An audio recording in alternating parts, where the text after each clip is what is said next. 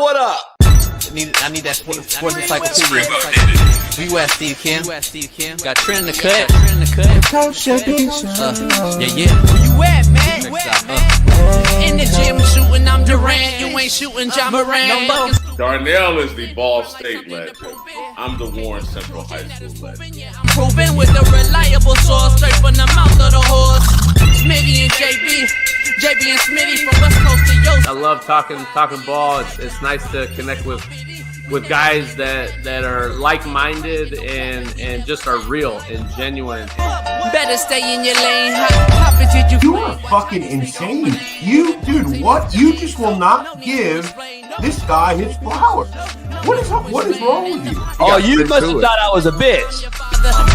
I am him. Use not it. What's the topic? With your logic when I flow. Big Komodo, how it's talking. You gotta get back to letting the baby cry a little bit to see if they can soothe themselves. That's a bar. Issues get pressed so past it don't get sacked like bags and baggage. Smitty and Jason Brown killed it, yeah, it's a rap. We what the game's been missing, we switched it and filled the gap. I identified him after his third fight and I said that guy can be a star. I'm so proud of the show, bro. The gap. Smitty and Jason Brown. To the Coach JB show.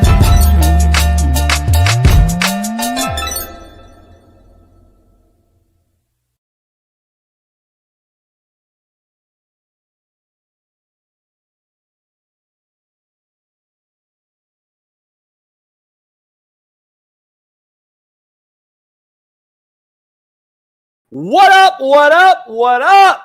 We are in the building on time. The mics are charged up, and it is go time. Take the E out of ego, and it spells go on this Free Game Friday. Fearless and downright fired up.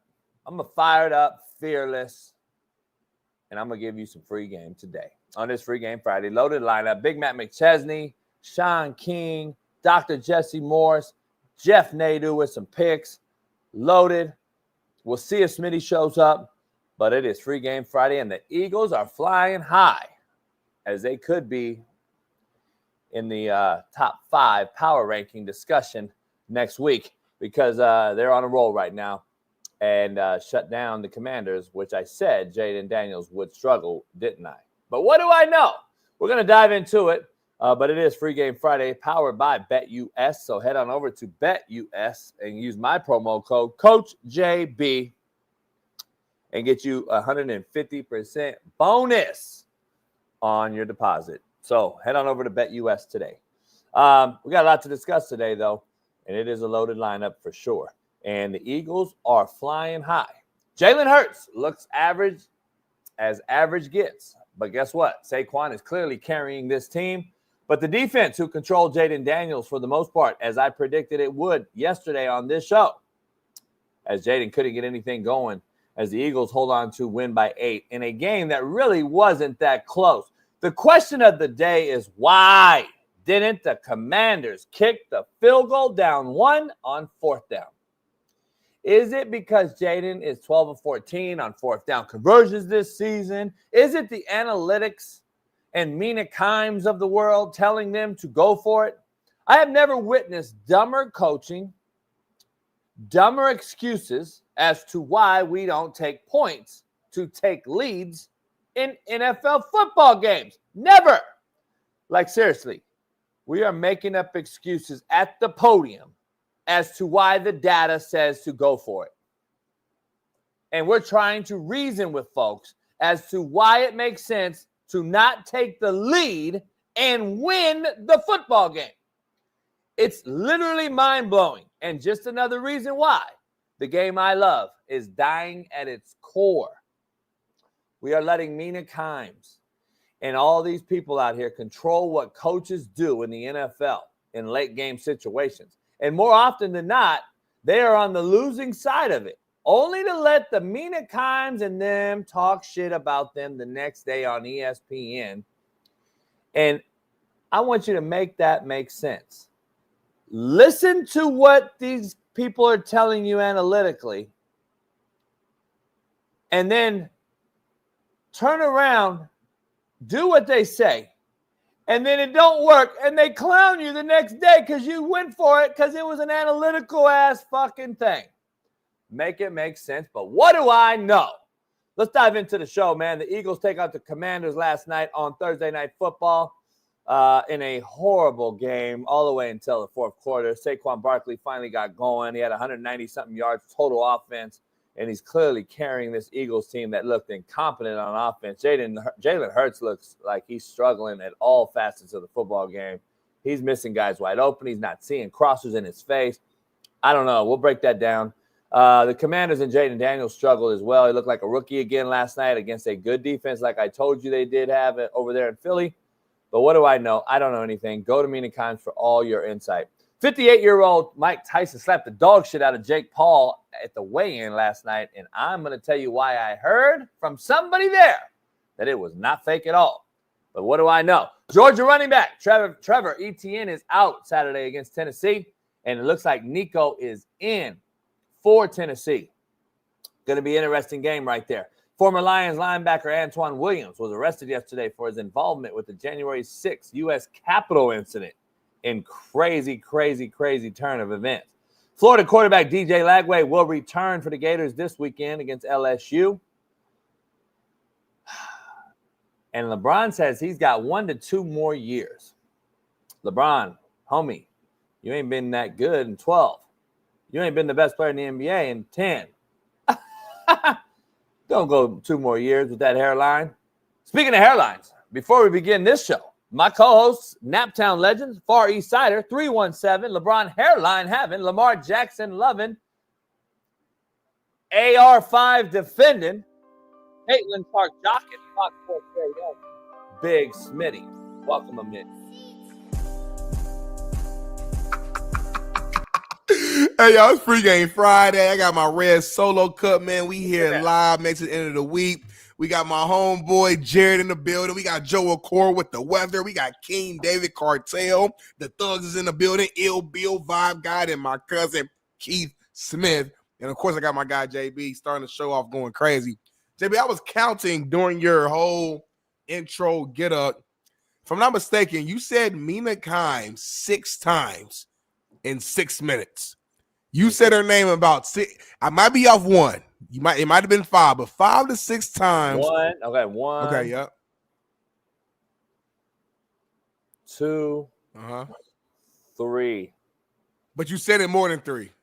Oh, maybe, yeah. Like, you know what I'm saying? Like, I know you do your thing, but then you always freestyle. So, like, trust me, at least 5. Yeah. Leave that woman alone. I understand the beef. I understand what happened years ago. But that woman got a kid, I believe. That woman got a husband. If I was her husband, I would already press your ass out of just off the strength, out of respect. Because your job as a husband is to protect your wife. He understands she in the media, but at some point, it's like, all right, homie, you ain't going to keep taking shots at my wife every fucking day. That's just me, though. But we hear live, her national social media platform has become like discredited because of me. I heard by somebody in the media yesterday. You laughing about it. Look at you chuckling. You are a bully, Jason. No, seriously, Darnell, listen.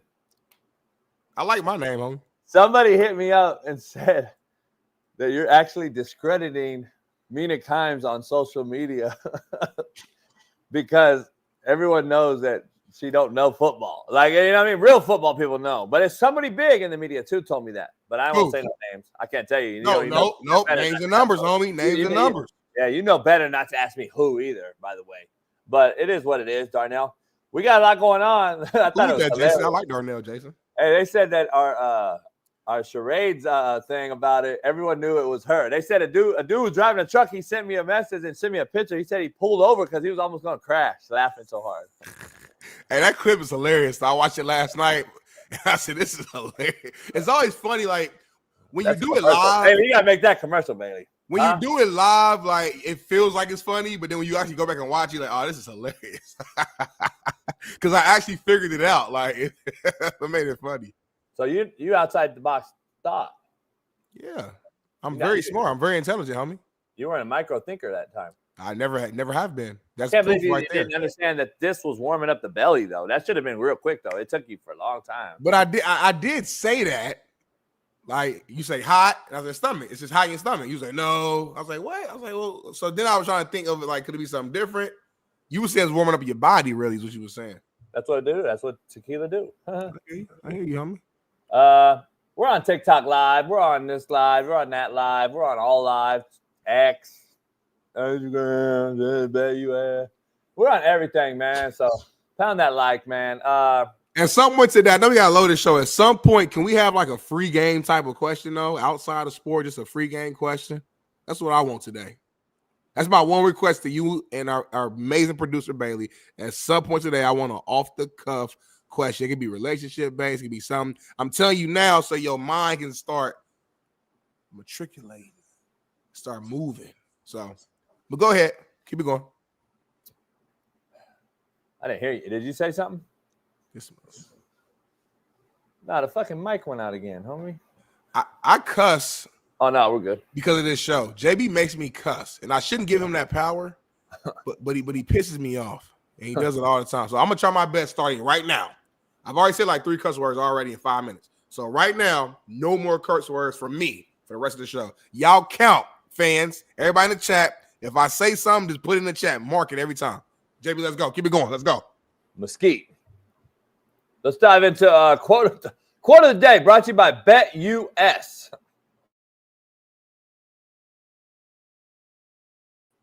What up, what up, what up? I am here for BetUS. BetUS is now powering the Coach AB Show with Big Smitty as our proud new sponsor. Head on over to BetUS today and bet all things Major League Baseball. We're in the thick of the playoffs. NBA is getting ready to start up, and the NFL is right dab in the middle of the season. You can bet it all on BetUS. Short, fast, skinny, tall, they bet it all. And make sure you use my promo code CoachJB and get you 150% off, up to $2,000 on your first bet and up to 125% off on your second and third bet if you choose to do so. Plus, you get insurance protection and gambler's protection on both second and third bets. So make sure you head on over to BetUS.com, use my promo code CoachJB, and make it happen. BetUS, the best offshore book in the business. Head on over there today. Is that proud new sponsor of the Coach AB Show with Big Smitty. BetUS. Go check it out. Peace. I heard too. BetUS. Hey, I might go to BetUS today to put some money on this fight. And I know we're going to talk about the fight a little bit later, but I might go there before the day and put a little money on somebody. I'm taking Tyson all day right now. Come on now. Right, regardless, I'm taking Tyson. Like, just off the strength. Even if I thought he was going to lose, I'm taking Tyson. You can't do that, but I can do that for sure. Bailey can do that too. JB, like, if you want my Logan Paul, what's his name? What's his name? Logan Paul? Huh? He fighting Jake, homie. Jake Paul, whatever. I don't know. Logan's in WWE. They're both Kamala. You know what's crazy though? Logan and Jake were both almost cuss. They will both beat your tail. No, they won't. Yes, they would, homie. No, listen. We say we want about Jake. He don't have no mindset. No. At this point, Jake is a very low-level boxer, but he is a professional boxer. He's been training for years. He has fought a couple of actual low-level boxers. Mostly have been like UFC fighters, but at this point, you would have to call. He beat one. He lost one to Tyson Fury's little brother by decision, and then he beat all the UFC guys, which I don't really care about that. But at this point, he is technically speaking a professional boxer at a very low level. He's also not licensed because he's doped up. So let's just be real. I want to ask you that. Are they not drug testing before this fight, or do you know? They won't give him a license because they know he's doped up. Vegas won't give him his license. So nobody wants to talk about that, though. I don't know shit about boxing. I know that. That's real, though. No, that's serious. I know. So all I'm saying is, let's be honest. Here's the thing. I got an inside source on this whole thing real quick. Right, let's go. They were there in the front row. Yep. And they kick it with Mike and his crew. You've actually met him. And he's a kind of behind the scene, my homeboy that runs with them. Yeah. And does security. But I'm going to tell you the truth. He was not going up there and intending to slap him. It looked real to me. I mean, Jake Paul stepped on Mike Tyson's foot if you zoom in close. And that's what triggered him. I figured it was. And he thought he was like trying to be funny, like trying He to didn't let go either. He didn't like he stepped and then stepped down. He said, and then he was like, "Motherfucker, like I'll slap shit out of you for that." I mean, if you look at Mike, he slapped him and he immediately like pointed down, like went down to, hey, chill, like what you, you know what I'm saying? So I feel it. Listen, Mike, listen. I know a lot of people think this thing might be like rigged, and I thought that too, like when they first started promoting like a year ago. But as we're getting closer, I'm looking at Mike's interviews. I think Mike is for real now. Because at the end of the day, Mike a little crazy, and I don't care what the money is. Once you get out there and you in the mix, it's different. It's a different switch. So listen, we're gonna find out soon. Steve Kim said, man, they're 14-ounce gloves. Yeah, 2-minute rounds instead of 3-minute rounds. I want to know. Listen, I don't fight, know. though. It's all about money, and it is ironic that this happened yesterday before the fight. Well, yeah. I mean, because I'll be honest, I forgot about the fight. I mean, most boxers matches, they try to do something during the weigh-in to, like, you know, add a little. You got to sell the fight. Even when it's a real fight, you have to sell it. You're trying to sell tickets. That doesn't mean it's fake, though. We'll see. I'm going to be pissed, though. I'm not going to lie. If Jake Paul, like, knocks out Mike, just hypothetically, I might not be on the show Monday. I'm going to be that mad because Mike is a legend. And if this thing is fake or Mike just looks really old because he's almost 60, that's a real thing. And this young guy who's doped up, who we all know is doped up, goes out here and like knocks out Mike and starts talking crazy, I'm gonna be kind of pissed that an influencer disrespected the legend. I'm gonna be real. But let me be real though. Let me ask you something. Yeah. Who Tyson beat in his last 10 years as a pro? Look at that. Oh man. Who did Mike Tyson really truly beat his last 10 years? What in the world? Like, why would you tell me, JB? You're right. If I asked you this question right here, what is stopping me right now to put my life's earnings on Jake Paul to win this? Just the fact that regardless, because I brought this up before too about like who did Mike beat. You're right on that. But who has Jake beat? Number one, and how long has Jake been training? Number two. So that's the thing. The only thing Jake has is youth. He has youth. I know, and probably speed at this point. I don't know. Listen, Mike's man. experience. So my only concern, JB, if Mike doesn't like hurt Jake quick, the first 2 rounds, I'll say I don't care how good in shape he is. He's almost 60. You know what I'm saying? So at some he looks like a specimen though. Yeah, he do. I'll tell you right now, that motherfucker don't look no 60. He looks like don't. But and I he mean, looks let's like, give you the thing. and he's holding his nuts. He talking shit like he's swinging his dick around like he's the old Tyson too. Like he don't give a fuck. He told that little 14-year-old interviewer like, yeah, Jazzy. Shout out to Jazzy. I mean, he not playing. He not playing. I don't think. No, I don't think he is either. But I'm saying like. I don't care what you say, bro. Like LeBron, for example, at some point the age is gonna kick in. At some point, Mike, I cannot envision what was it, 10 rounds? I cannot envision 10 just young Mike rounds. I mean, if he do, that's phenomenal. We've never seen it though. We ain't never seen a 60-year-old be out there just young the whole time. So I hope he is. Tyson got his pigeons in his back. In his Thank corner. you, Jay. How you feel about that? Huh? You like Mike's love pigeon. What do you feel about that? It looks like a low budget pedigree. But We pay thousands of dollars for This is that. an expensive pigeon. A few moments later. He said it's a fucking cheap low grade. What kind of pigeons did you guys get? One thing I'll say about Jake though, he's annoying, but he's a genius marketer though. At the end of the day, whether you hate him, love him, whatever, he makes people watch. And this guy was a literal YouTuber. The people that you hate, JB, him and his brother as like teenagers. Yeah. But him and his brother would be like teenagers doing crazy, wild stuff at the house, jumping off houses. Baby probably know what I'm talking about. There's a lot of this wild stuff, but it blew up so big that he leveraged his name, image, and likeness and used that to now he has his own promotional company. Like underneath his, I think it's called MVP, like promotions. He has literal actual boxers underneath his promotional company who he promotes every fight card. And so now he's making so much money. Say what we want, but this white dude from Cleveland, Ohio, who was just a nobody, he's not connected. His daddy ain't rich, his mom ain't rich. He built this up, regardless of we like what he's doing or not. I respect the hustle of it, at least that part. He's fighting Mike Tyson, homie. You know what I'm saying? That's crazy. Like regardless, that's crazy. So you gotta respect that. Yeah. I'm feeding to my falcon. Oh. So that's food for your falcon? Yeah. I'm gonna feed it to my falcon, homie. He got a falcon as a pet, homie. Yeah, Mike might kill him now. It might be a murder tonight. See, the problem is, even if you fake it and you hire guys for a payday, acting, whatever you guys want to say in the chat, it's an acting job, it's a payday, it's a blah, blah, blah. You cannot turn the switch off of someone that's done it at his level forever in his whole life. That's like a bar fighter. You telling a guy not to throw a beer bottle at you in a brawl. Right. He's not. He's going to do something that's going to be crazy, uncontrollable, and old boy is going to be in the ring with that dude. Because listen, if Jake, like, let's say Jake get a nice clean hit on Mike, Mike's gonna be pissed, and like all the little fake stuff's gonna go out the window. You know what I'm saying? Like all that. I don't so that see fight's Mike, tonight. That fight's tonight. It's tonight. It's for free on Netflix. You ain't got to pay for it. Why would that fight be on Friday night? Here's what I want to ask. The disrespect for all the country's high school playoff football playing teams and all their parents who want to watch this fight but are going to be watching their kids play football in a playoff game. E-Dub's got second-round game down in Carlsbad, California tonight. We got homies all around the country playing high school football tonight. Why would you have this on? Why wouldn't this be on Saturday night? Because you know why?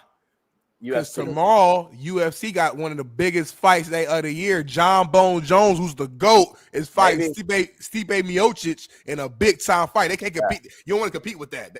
That's bad business. I know. Maybe you don't do it this weekend. What are we talking about? Why? Maybe it's a horrible fucking weekend to do it. I don't know. I'm just throwing that out there. But JB, like, it's easy for us to sit back and just say that, but there's so many. Netflix is a network. Like, maybe they got something else going on it. Like, you know what I'm saying? You got to pick the date that makes sense, that fits for them. They've already pushed it back once already. But that's what I'm saying. But then you got Thanksgiving. Like, it's like it's just a lot going on. So you got to pick the date that works. You put it back to this date though. Makes zero sense. I'm gonna be real with you, JB. You a coach, so you care about this. Most of the world don't care about high school football. I'm gonna be real with you. So I get it, but I'm just telling you, there's about 2 million people that do. Yeah, but I'm saying if I was network, I'm not sitting here like, dang, man. No, I'm not saying. I'm not saying that. Friday, man. High school football. I'm not saying that's going to compete nationally. Modern day play tonight. Yeah. I'm not saying it's competing nationally, globally. I'm just saying this is a horrible night to pick to fucking put on Netflix fight. That's all. Are you gonna watch it? No, I can't. What you mean you can't? Man, I didn't even know the fight was tonight. But why you say you can't? Like, why you say you can't watch it? I'm speaking at a high school playoff game for some kids, man. You lying? Yeah, I didn't know the fight was tonight. You a bad boy, man. I did not know the fight was tonight. It's gonna be live on Netflix too, which is kind of unique. Netflix doesn't do a lot of live events, so it's kind of interesting. They've done a few though, like some comedy stuff, but it's still so that means I come home, I can still watch it, right? Yeah, for sure. Yeah, just stay off Twitter so you don't see nothing. Cause like if Mike knock him out in first round, first 30 seconds, you don't want to, you know what I mean? I think it's the dumbest fight ever, but everyone's me too. But it's entertainment. It's all entertainment. It's like if me and you set up a boxing match for like January 19th for my birthday weekend, and I like knocked you out, it would be very entertaining. People would love to see it, you know. So, but let's go ahead and move on, man. BetUS. We got the poll question. Hold on, what's there? Thank you, JB. Chris, what up? What up, Chris? We got the quote of the day. Quote of the day brought to you by BetUS. JB, give us something good. If you want something real, stop entertaining temporary people.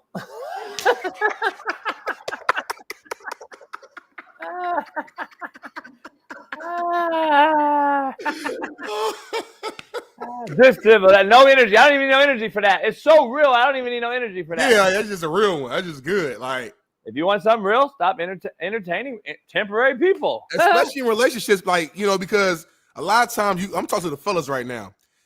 Y'all see that woman, you know, she got the long hair, the skin glowing, the smile good, the waist to hip ratio is crazy, the butt is doing its thing, them toes is pretty, them fingernails is done, she smell good, she got spritz all in her hair, everything look good, but how's her soul look?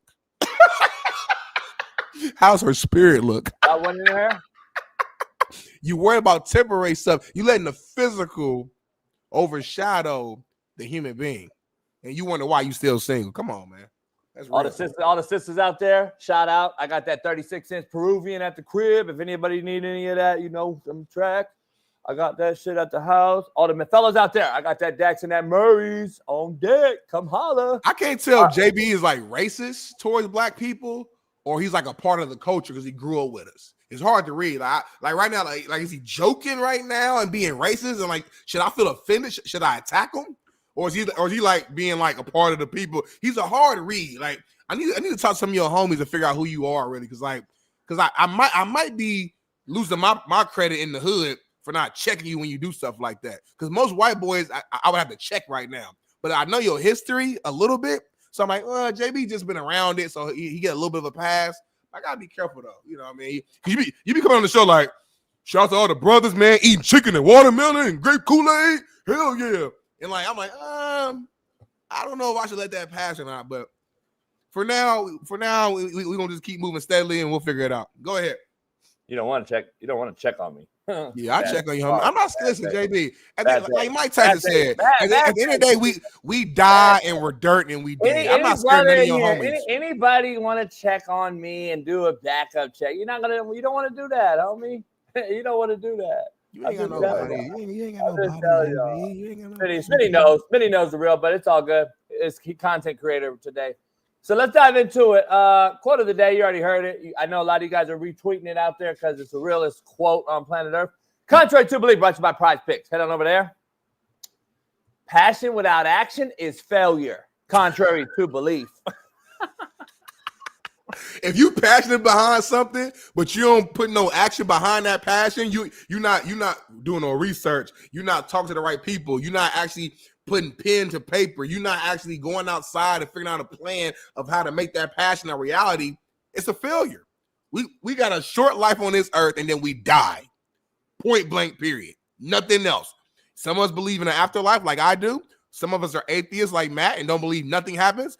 Whatever you believe in, that's what you believe in. Regardless, our time on this earth is short. If you got a passion behind you, why in the HE double hockey sticks would you not go outside and figure out a way to live your passion out and make that your lifestyle? Because you're worried about what he gonna say, you worry about what she gonna say, they gonna judge you regardless. So you might as well do what you want. Oh my God. HE what? HE double hockey sticks. Hey, Pac-Man, your daddy's soft. How about that? Your daddy's soft. Smitty. I don't even respect you, Pac-Man. Your daddy's soft. Let me talk to your father. I don't want to talk to you. Hey, you're not on my level. Your father's soft. Smitty. Yes, sir. Trump won the election. He's not in office, but he's not in. He's not in. So you can say words now. You can say the regular word, homie. We got a special guest joining us though right now. You better not lie to me. It better not be who I think it is right now. Why not? Did you get this? I hurt my knee the other day. Did you get this? That's that LeBron, ain't it? What's that? You didn't get this in the mail? Hold on. It got the name on there? That's hard. Well, you don't know about it. I've been on it. See, I got something in the mail. Move.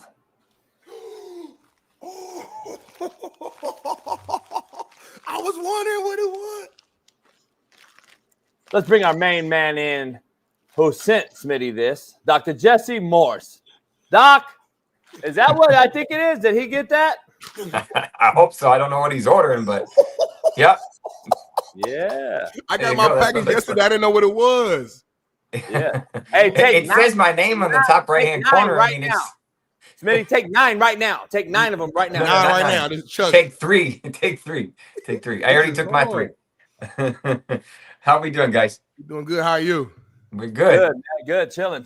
Appreciate you jumping on here on a Friday. We're getting ready for some football. Before the football game, though, we got a combat sport tonight on Netflix. Mm-hmm. Mike Tyson and this Paul character.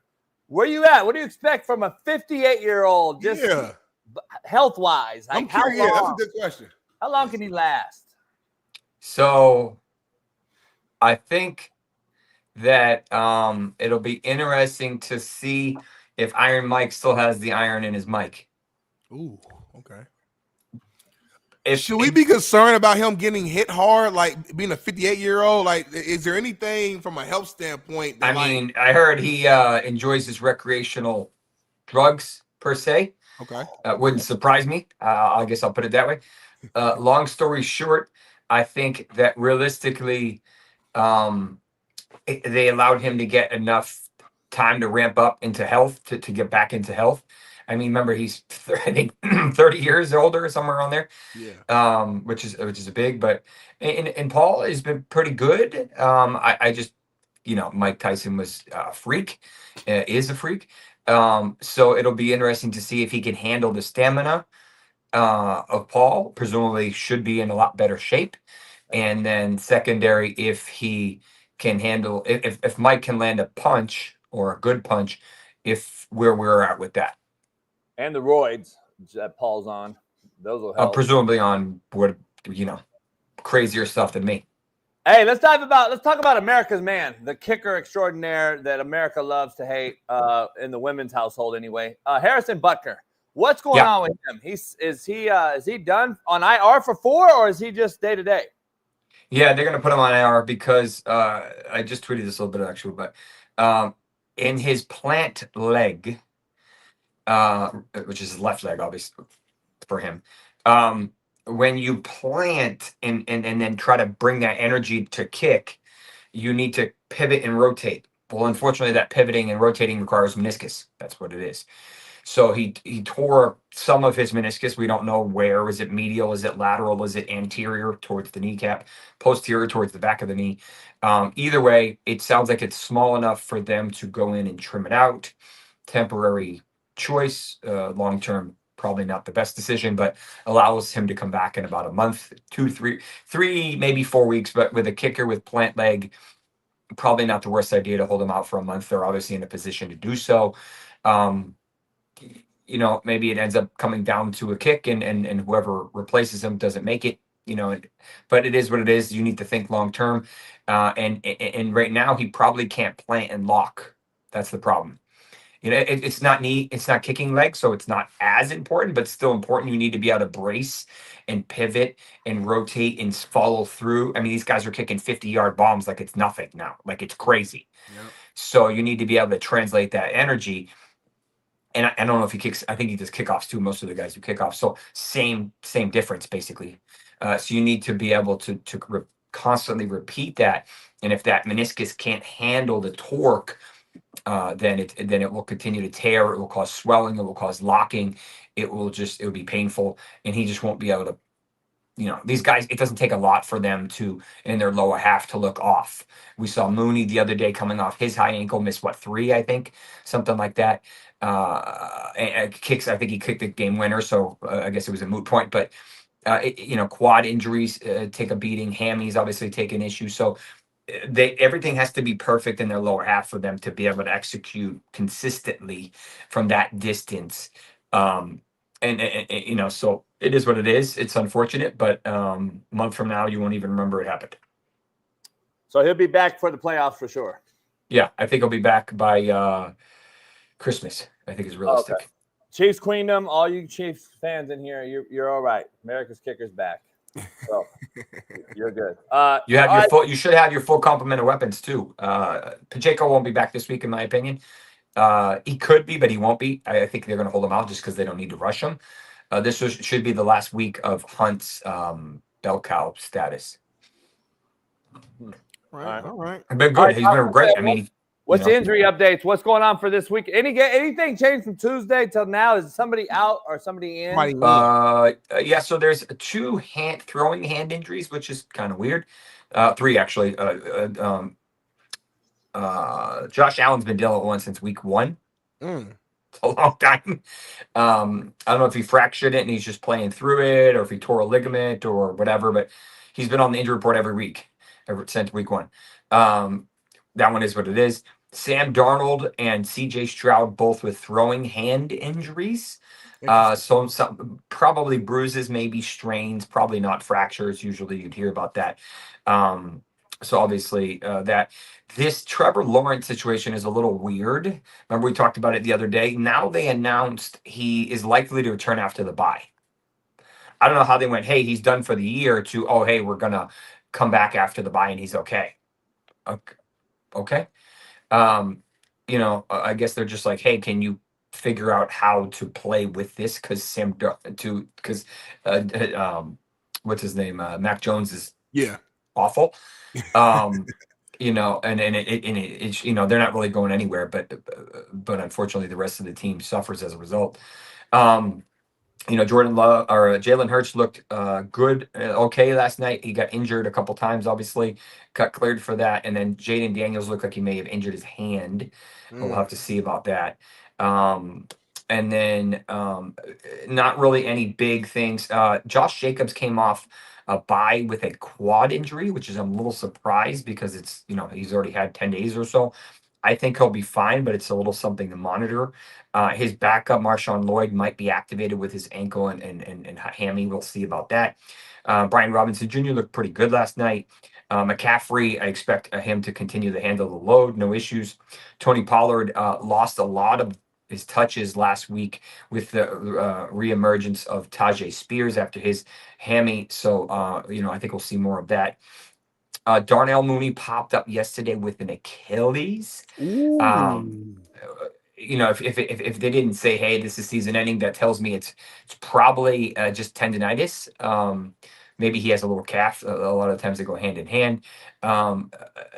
Maybe he strained it, but it is Thursday, so I don't like Thursday additions to injury reports. Kind of reminds me of T. Higgins a couple weeks ago with his addition late in the week. So we don't really know where he's at with that. We'll have to see if he's able to practice today. And then I think they're playing Denver. I don't have my pull up, but I would expect Surtain to be on London, which would obviously open up Mooney. So if Mooney's not in, then we're going to have to shift to Ray McLeod and Pitts and other stuff. So Tyreek Hill, they confirmed he has a ligament tear in his wrist that he does need surgery, but he's going to play through it. I think $1 million a game bonus is probably part of the reason. He's known to play through injuries. He hasn't been as dominant as we're used to seeing. But we don't know which ligament. My guess is either TFCC, which is a combination of things, or scapholunate, which is what Joe Burrow had. So we'll have to see. I'm not really worried about the ligament per se. It will get fixed when it gets fixed, but he just hasn't been super effective. The neck injury was a whole lot of nothing. DeAndre Hopkins popped up with a minor knee. He'll be fine. Devontae Adams dealing with a wrist and an illness. He hasn't practiced each of the past 2 days. I think it's probably the illness that's holding him out. I expect him to play. Is Aaron Rodgers should be back this week. What's that? Is Aaron Rodgers okay to play? He's going to play unless you chop off his leg. And he doesn't have or bench him. He's not sick, right? No, he's injured. I mean, he's got a hammy and he's got a knee and probably I heard Devontae's actually sick. Yeah, he's sick. Like, he's got an illness. He's sick. You know where he lives? I think he used to live with Aaron Rodgers. That's who he lives with. That's what's crazy to me. I ain't buying it. But Aaron got a big old crib though. Yeah, but I mean, he also be eating Taco Bell like it's candy, or at least based on the ads he does. So I don't know how healthy that is. Keon Coleman out this week, reportedly with a wrist possible fracture. I haven't heard specifics. I heard rumblings that he went to Germany for a treatment. I don't know. I haven't seen it confirmed.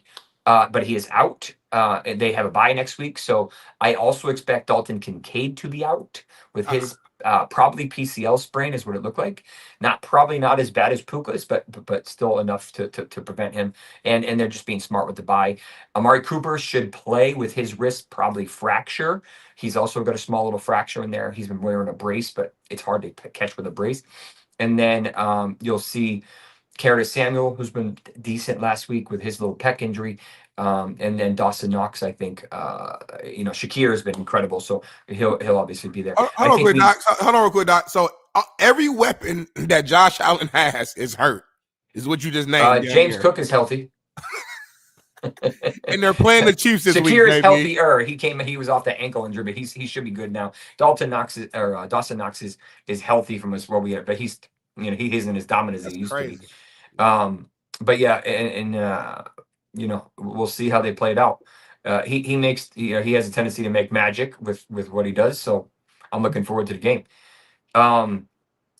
DK should be back with his MCL sprain. They were smart. T. Higgins, it'll be interesting to see if he's able to go. I think we're at like 50-50 right now, maybe 70-30. I need to see. So there's this thing we've been monitoring. So when the way the Bengals practice facility is set up, or field, however it is, there's this stretch and then there's this hill. And whenever he runs up the hill, he plays that week. Whenever he doesn't run up the hill, he doesn't play. Really? So, and it's confirmed like 3 or 4 different instances now. So I haven't seen if he's run up the hill yet, but that should be his confidence indicator. Oh yeah, I'm good. Because it's a quad strain, which is basically the same as a hamstring strain, but on the opposite side of the leg. So every time you run and flex, it will tear if it's not ready. So that's why it's been almost a month. And then Debo should be okay. Mike Evans should be back next week. Jawan Jennings popped up with a new ankle injury yesterday, and he's been really good. Right, he filled in for that Ayuk role post ACL. And Jennings had that psoas injury, which is a weird kind of abdominal hip injury. But now he popped up with a new ankle, limited yesterday. So we'll have to see how significant it is. If Pearsall is going to get more love, Kittle will likely play with his hammy. That's just who he is. He's going to play through these. He hasn't been 100% since friggin' July. But he'll be, he'll play. Laporta is probably out this week, if I were to guess. They're just being smart. He injured his AC joint.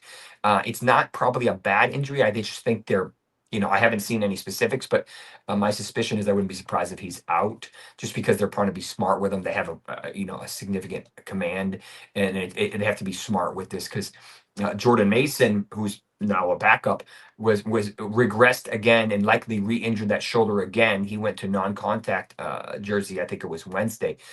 So these are frustrating. These are annoying injuries. That's also what Trevor Lawrence is dealing with, same injury. Hey, Doc, real quick on the 3 main games. Last night was one. The Ravens Steelers are probably the other one. Ravens Steelers, and then the Chiefs Bills. Obviously, I know you mentioned a couple guys on the Chiefs and the Bills. Amari Cooper and the rookie, are they both available for Josh Allen? No, Keon's out. Keon will be out. Allen will have Cook, Ray Davis as running backs.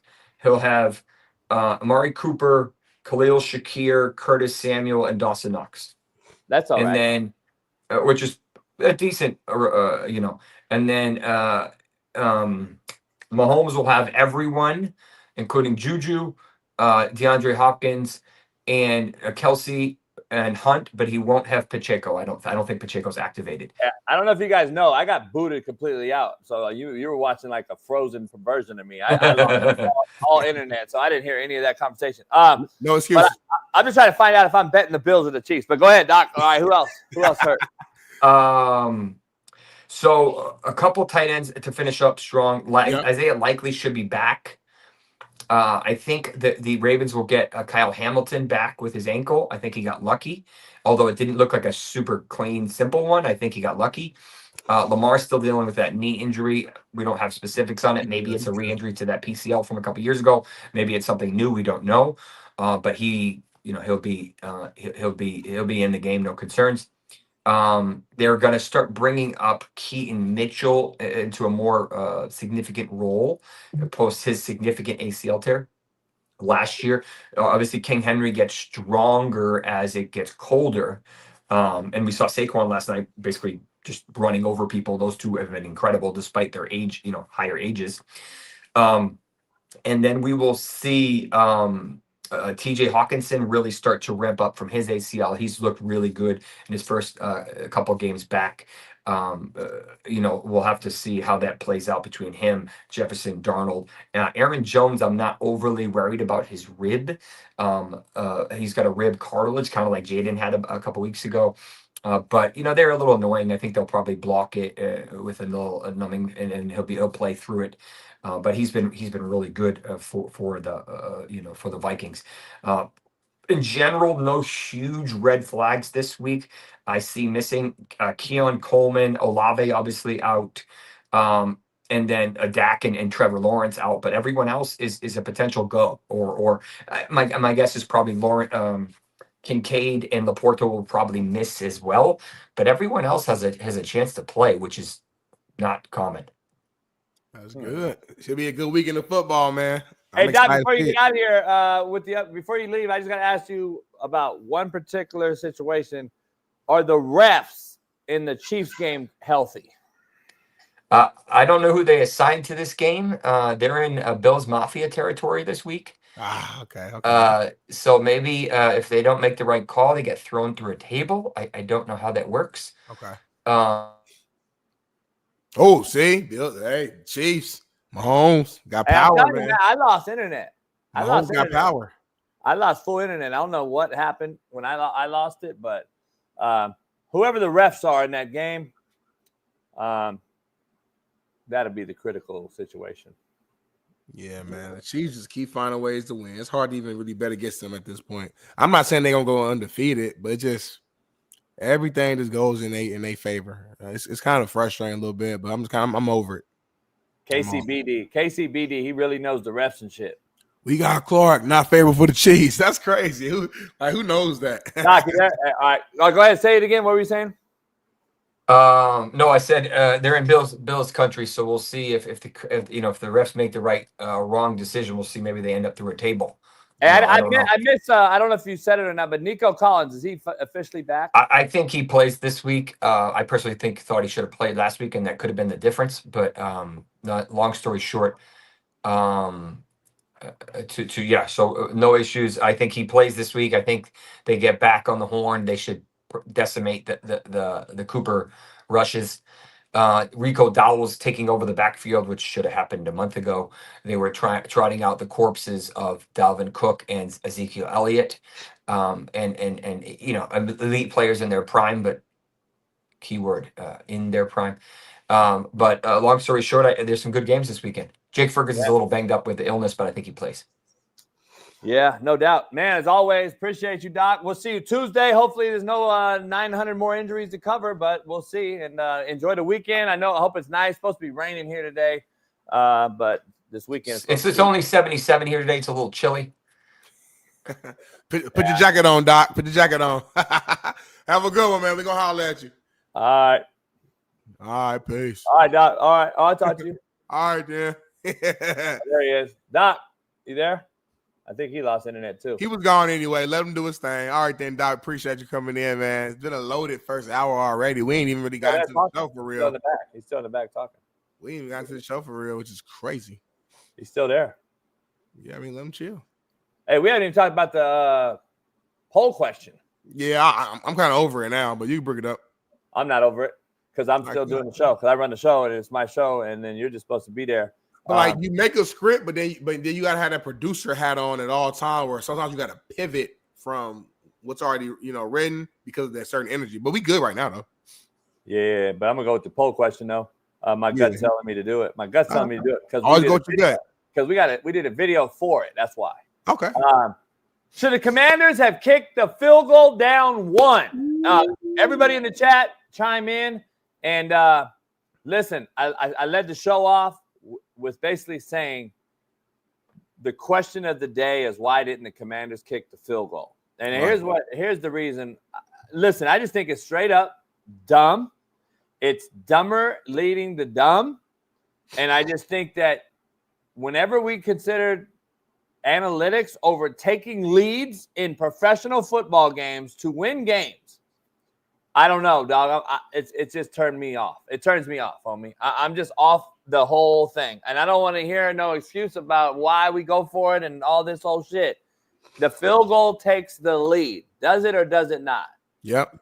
All right, so the field goal took the lead, and it puts pressure on the offense for the other team to go down and not make a mistake and score.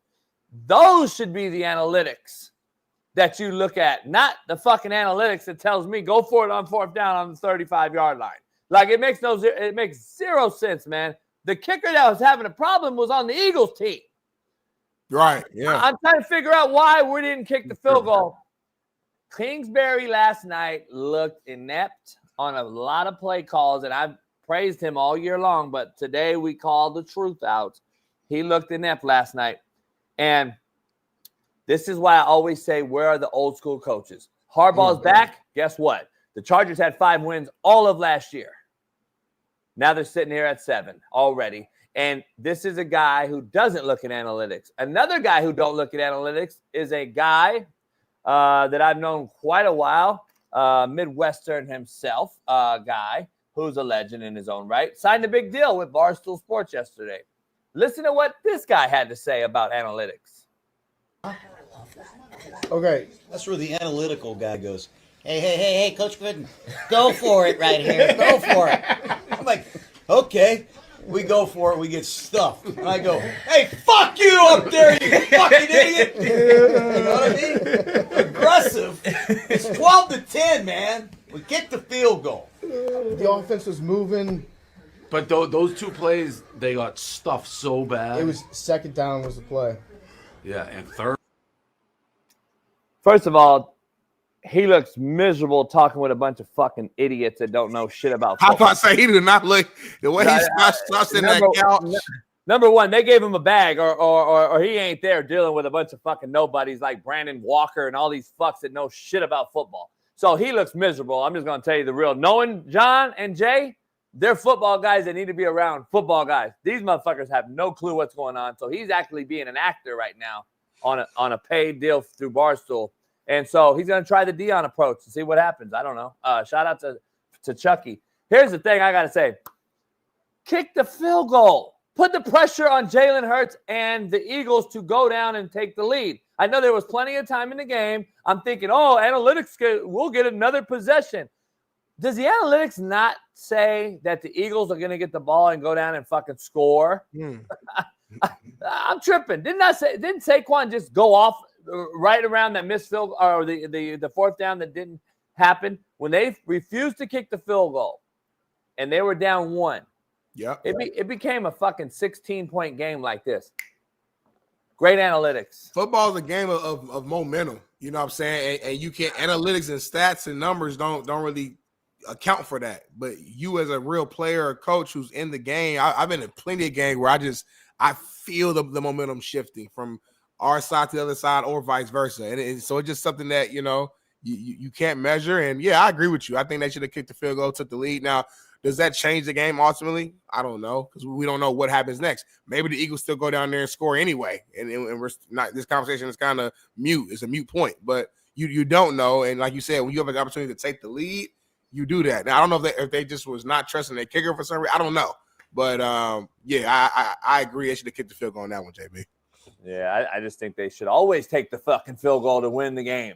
Like, I'm just trying to figure out why we don't take leads anymore. I do like, as a player, the player in me, I do like occasionally going for it, though. It's like a feeling of trust that my coach believes in us. He believes our players are better than their players. That's when you're up. On occasion. That's when you're up, not when you're down.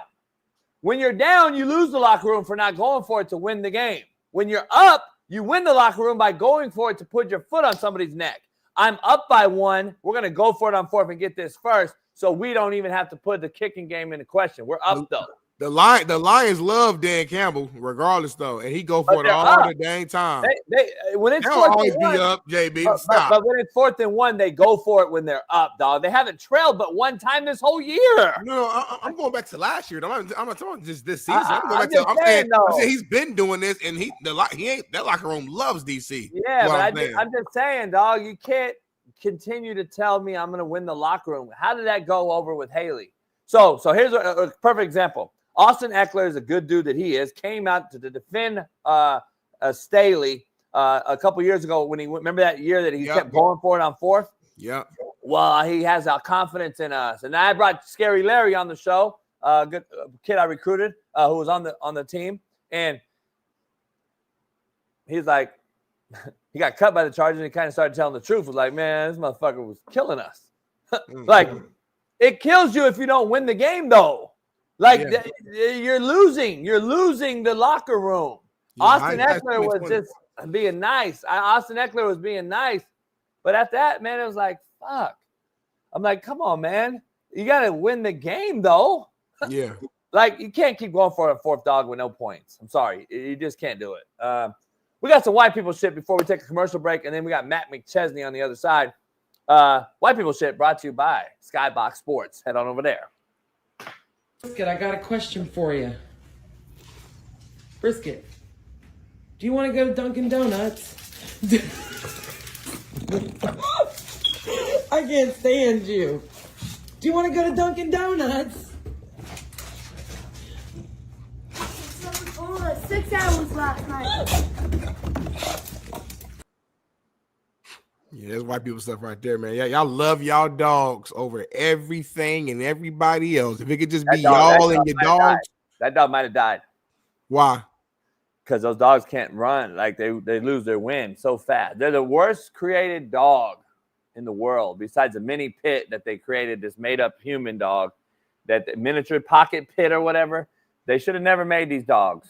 I like this dog right here, though. It's a cute little dog. Nah, you can't even sleep with them. You shouldn't sleep with your dog anyway. Your dog should be. I'm not saying in the bed. I'm just saying around. The motherfucker's so loud. It's so loud, Smitty, when it breathes. You're like a dog expert. You know all things about all dogs. Like, outside of coaching, like, that's your passion. Like, earlier you were talking about passion earlier, and you said you don't attack your passion with action as failure. You ain't failed, homie, because you go all the way in when it comes to your dogs. They can't breathe, homie. Motherfuckers, I got all the snacks. The year 2000 snacks. 2000 snacks. Get your all down your mouth. Glitter. Glitter. That right there. That's before Bailey signed. He don't know what we talking about right now. He's confused right now. You better find out. We got some black people next. So let's go to that. You speak Spanish? You speak Spanish? Can you tell me what he's saying, please? ¿Crees que le dice a ellos de que no sé qué de él, si hermano o él me robó el teléfono? ¿Le robó? Ajá, que entré a la tienda y el teléfono lo tenía cargando afuera y él lo agarró, vino en la bicicleta. Apparently, I don't know what he is saying. Your sibling stole a phone. That was I figured. Okay. Hey, bitch, here you go. Don't call Here him. you go, bitch, motherfucker. I don't understand why. Because I saw this video before. I didn't even know you guys were putting this in here. Why did the dude get mad and you the one that stole the phone? He came in. Here you go. Here you go. Like, you stole the phone. That's black people shit. How you in the wrong? But man, you got caught. That's y'all, homie. Who's y'all though? Let's take a break. We got Matt coming on the other side. Hey, what's like what is this? Like, what's in here? Man, a lot of shit. I got to talk to Doc. You know, I'm black, so I got to make sure we got to lock in. I got to know exactly. It's all natural. I know. I still want to talk to him and know what I'm putting in Like, my body. here's what he told me. I'm going to tell you. Because I got high blood pressure and stuff. Yeah, this all natural though. That's why. Okay. You should pop like 12 to 14 of them right out the gate to kickstart your system, and then you just take 3 a day. So today take 12, maybe 14, and then starting tomorrow just 3. Okay, cool. Now that's cool. I'm gonna do that here in a minute. That's it looked dope. Like, I didn't know he had his own like therapy. He got his own little logo and symbol, and it's pretty cool, man. But we'll do a quick commercial break. I'm gonna go take my 12. We're gonna come back. We got Big Matt McChesney. We're talking Colorado. You ain't coming back. That'll be it. Take 12. You ain't coming back. Huh? What happened? I don't know. I thought you said something. My fault. Nah. Okay, cool. Quick commercial break. I'm gonna take my 12. We're gonna come back, Big Matt. And we got a loaded show left for y'all, man. Stay tuned. It's Pregame Friday. What up, man? This is a proud new sponsor of the Coach JB Show with Big Smitty, and it is First Round Performance. Yeah. Make sure you head on over to firstroundperformance.com. We got the merch, the gear. They are top-notch company. High quality, JB. All about the quality here. Workout gear, exclusive gear. What's that right there, JB? By the way, nobody else in the country or the world has this short right here. You can put this short on. It helps your back. It helps your hamstrings, helps your quads as you work out. What? You can wear these right underneath your workout shorts or what have you. It's kind of like a girdle, but very, very comfortable. Shorts Against Syndrome. It's SAFS. Go head on over there and check it out. First Round Performance. JB, they got workout bands. They got ankle weights. What's this? What's in that box? We got all kind of good. It's our first time seeing this. What's this? I'm nervous.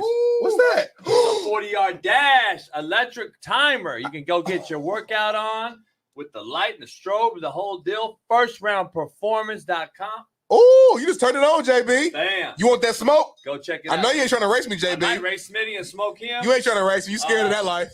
Yeah, this is the real deal. You guys got to go check it out. Firstroundperformance.com.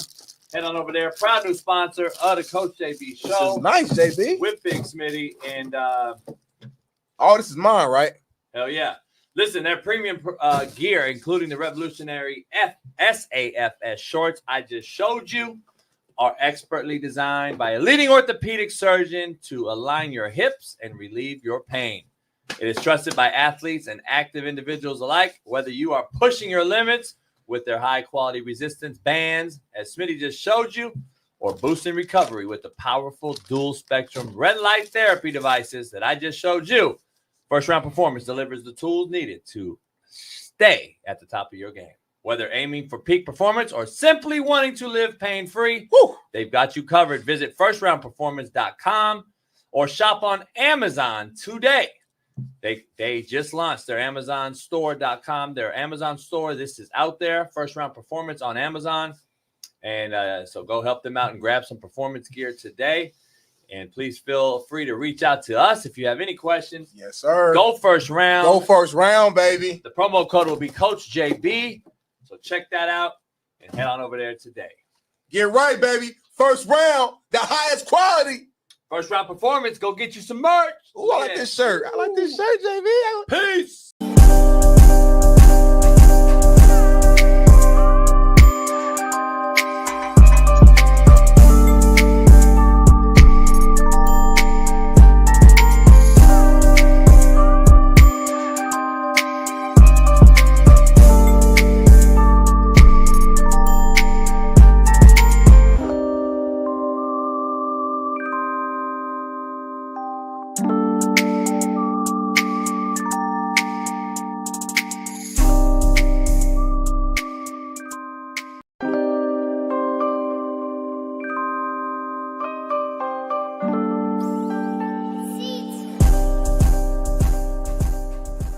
There's a video going around of Oklahoma State head coach Mike Gundy, who had to move his press conference to a Zoom after getting headbutted by his cow. To a zoo?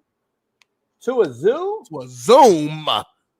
Well, check this out, a homie. little run-in with my cattle over the weekend, and I guess they've been watching us play and got headbutted. So I've got a bad eye that I didn't think would be particularly enjoyable for people when they were looking at my pretty face in a live interview. But more importantly, it's full of blood and I get dizzy, and so it's not easy to be upright and be in a normal function. But other than that, I'm doing great. Other than that, I'm doing great. I'm gonna start with JB first, and then T. Rich. I want you to get a little chance to kind of, get your thoughts all together. I see you're calculating right now. JB, what's going on with Mike Gundy? It seems like it's always just something with him, his program. It's something weird. He got headbutted by his cow. Moo. What's your take on that? What's going on, JB? I think he got his ass whooped at a bar. I don't believe anything he says. He's an absolute fucking idiot. I kicked him out of my office several times for a reason. He's a fucking shitbird. And his son is shitty. I don't know why he gave him a scholarship. I saw him play in Oklahoma. I didn't even offer him to JUCO. And then he brought him to Oklahoma State, and he actually started some games. He's now at some fucking FCS school. The guy's a joke. I'm going to be honest. I'm 40. No, you are. You're fucking 60 now, and you're still shitty. And I think he got his ass whipped at a bar. I'm going to be honest. Show your face, because we'll know if a fucking horse hits you. Where'd the horse hit you? With his fucking hit him in his eye? I want to see your eye, motherfucker. I don't believe you got hit by no horse. Because T-Rich, it'd be hard to hit me with a horse in my eye. I want to see, where did the horse hit him? What kind of horse? And if it was a cow, what kind of cow hit him? Did a cow kick him, T-Rich? Did the cow absolutely get his foot up to a 6-foot body and hit that motherfucker right in the eye. Right, because like it's not a donkey. A donkey might do that, or a horse. He said a Hey, cow. you might be talking to your players and get them to believe that bullshit, like you got them to recruit and get there to Stillwater because you're shitty. So you must have sold them a fucking hell of a car to get them to come to Stillwater. But you ain't selling me that a fucking horse and a cow hit your ass. I want to see your face. I think you got your ass whooped at a bar. Well, who is the cow? Who is the cow? Me personally, and not calling nobody out, I think he might got Ike. What? I think he might got Ike. Dun dun dun dun dun dun dun. You remember that? You remember when Tina? And it's not. And it, hey y'all, I'm just spectating and looking at. I ain't. I don't want guys to be he beating his. No, I don't want to say that because obviously he getting beat up, right? Have we seen his face? Have we seen his face? Anyone got a picture of him out there? There you go, right there. That's all we gonna get. I mean, we seen Nick Saban, get beat up in the game, and he came out and said you should have seen the other guy. You know what I'm saying? Yeah, he showed his face. He showed his face though, like a G. Yeah, he told you right off the bat. Hey, they don't make him. You saw me on Netflix wear a pink jersey and run. You did that, I got a penalty. I got a penalty, T-Rich. I said if I get a penalty, we wear pink. I got the penalty. You saw it. So he gotta have somebody gotta have a mean right hook, or one of the players got hope though. Or one of the parents. It's one of them because didn't they have a Heisman Trophy favorite running back who was supposed to be the #1 pick overall, and I haven't heard from him since Ollie Gordon. Didn't he get a DUI to start the season, and then I ain't heard from him since? Man, listen, Mike is my guy. You want to know why? He's been my guy since 2011. When they lost that goddamn game to Iowa State, got us in the damn championship again. Or was it Minnesota? It was one of them they lost to, Oklahoma State. We needed them to lose. They did what they had to do, and we got up in that game. So you gonna keep getting your ass whooped like that, then it's on you. We gotta let's keep our eye to this situation and try to figure out and keep doing some deep dive and investigation and figure out what really happened. Because y'all got me thinking right now, JB, and I feel you. I don't think what he's saying is what really happened. Because if that was the case, just show your face anyway. Allegedly, we don't want to get sued. Yep, we don't want to get sued. Allegedly, just show your face. If it was a cow, it's cool. Like if it was just a cow, nothing to be embarrassed about. So I'm curious how a cow gives somebody a black eye. I've never seen it. Show me. I've never seen a cow. Cows are nice. They be chilling. The cow don't do nothing. That's what I'm saying. They're like sheep, right? Yeah, T-Rich, have you ever seen a cow buck a motherfucker? It's not a bull. Not a cow, homie. No. Nah.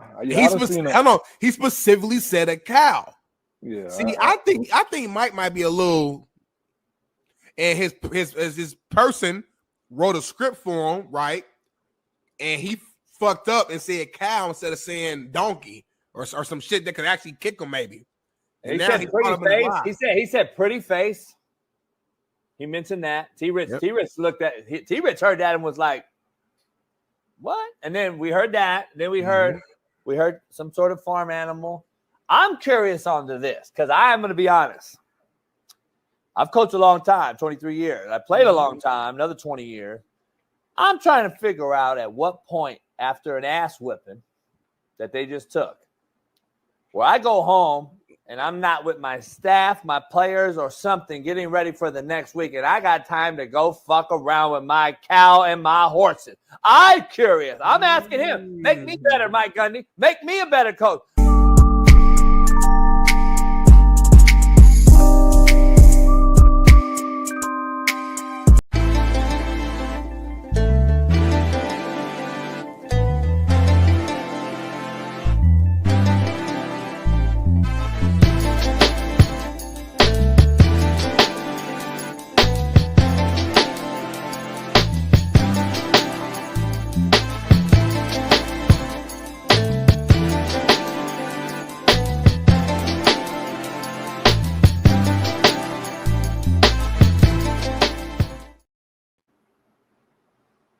The realest show on Planet Earth is back. Pound that like, subscribe. Become a member if you're not one. Mr. Right, come produce it then. What's wrong, homie? You cool? Yeah, I'm straight. I'm just, feel a little off. I'm good, though. You all right? Why? I don't know why, man. I just went. I went here. I gave my wife a kiss. I took a pee. I took these 12 pills, and I just, drank some water and just came over and sit down. I'm good. I'm just a little off, a little woozy. You took what? I said I went to go take a pee. I kissed my wife. I took the 12 pills from Doc, and then just drank some water and just. Homie, I was fucking around. You don't take 12 pills. Huh? I was fucking with you. You're not supposed to take 12 fucking pills at one time, homie. I thought you said the first day you take 12 to 14, then I go to 3 after that. I was just fucking around, dog. You can't take 12 pills. Go throw up. Go throw up right now. Are you serious? Are you being funny right now? Are you being? Nah, you're supposed to take 3, homie. Don't take 12. Throw up right now.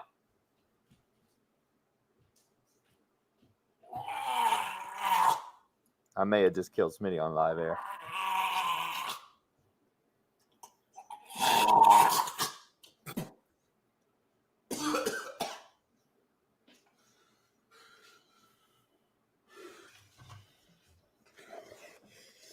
They come up.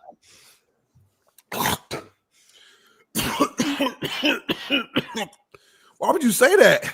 Did they come up? Yeah, they came up. Oh, you good. You good. Hey, rub some dirt on it. Oh my God. You could have killed me, homie. Like, why would you say that? Shout out, Doc. Dr. Morse, take 12 pills anytime you want, and you'll be right in the mix. Smitty, you could take the whole bottle, by the way. Nothing would happen. So don't believe anybody. Smitty a good actor, though. He could be a good actor like in one of those, like, what is it, Tubi? Yeah. Tubi got money while you playing. Why Tubi, though? Why would you be on Tubi? Well, Tubi's, Fox Sports owns Tubi. Don't cover your face on me. Isn't it like all black, low budget shows? No, it ain't low budget. They're making big money. What's the other one? What's the one that just be all the brothers? My boys just be hitting me up like, you gotta get on Tubi, homie. It's Tubi. It's Tubi. That's shit. I ain't never seen it, but I heard that shit. But I'm telling you though, Tubi made money. Fox owns Tubi? Yeah. Really? Yeah. But you can't do nothing for the show. That's crazy. What you mean? You can't get us on Tubi though. I gotta figure out who the Tubi person is, but we own Tubi, homie, for real. Thought we were on Fubo. Like Fubo, it smelled like outdoor. Indo. Y'all know about that right there. Look at Jade. I ain't seen Jada in 2 years. Smitty needs a Hood SAG award. What's up, Miss Benz? Seen you in years. All right, what we got next, JB? Let's keep this thing flowing. Keep this thing rolling. I want to ask you this real quick before we would you rather never be in love for your entire life, like never have the opportunity or the feeling of what that is, or be married since high school and never have a chance to experience the streets? Like, which one? Like, no streets at all ever, just locked in one person forever, or never in your life experience love no matter what at any point? Streets.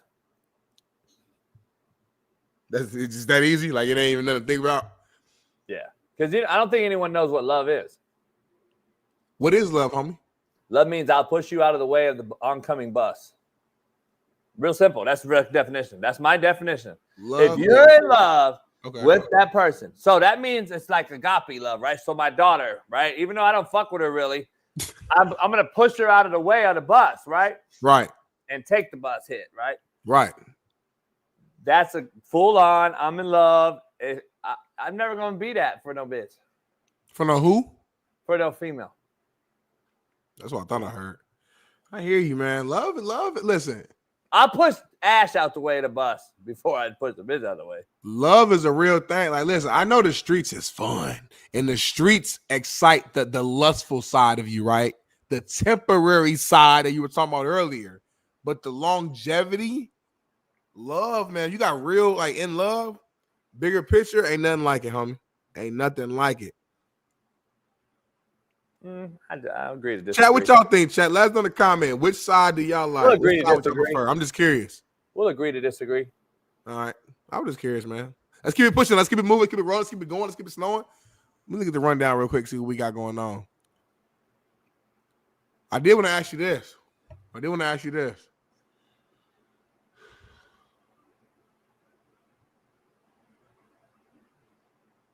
doing, homie? What you doing, bro? Anytime JB got that little cigar in his mouth and he starts smiling, he doing something sneaky that you don't know. I'll push Ash out the way for over Gawk. Over Jada Benz? Why do you say her name? Why is Jada Benz the Gawk? I didn't say that. You just told on this female. God damn. This motherfucker street code is out the window. But he say he from the hood. Fuck, Jada. I'm out the hood now, homie. So you just turn a snitch? No, I ain't a snitch. I just live by different rules, homie. I'm different. You know what I mean? Like high level thinker. I want high level everything, products, everything. I'm not going to Applebee's no more. I'm not going to everything's high level, bro. I hang with millionaires and billionaires 24/7. You know why. How about that, Jada? You know why. Don't play with me. Anyway, let's get to the brass tacks here. Yeah. Because we already know the deal with the whole not going for the field goal and shit. I'm disgusted by it. Disgusted. You think they would have won the game, though, homie? Huh? You think they would have won the game, homie? Never know. Jalen Hurts isn't the greatest from behind, like clutch performer. So put him down. I hear what you're saying, man. But I know somebody who is clutch, and that's my guy Patrick Queen. Our guy Patrick Queen. There's a video of him talking about this matchup. Playing against his old squad, the Ravens, this weekend, and apparently they did not offer him a contract this offseason. Take a look at this. When you signed here, you said, I'm happy to be here, a place that I'm wanted. Did you feel like that wasn't the case in Baltimore? Are you frustrated in any sort of way about the way that things ended there? See, I want to answer this.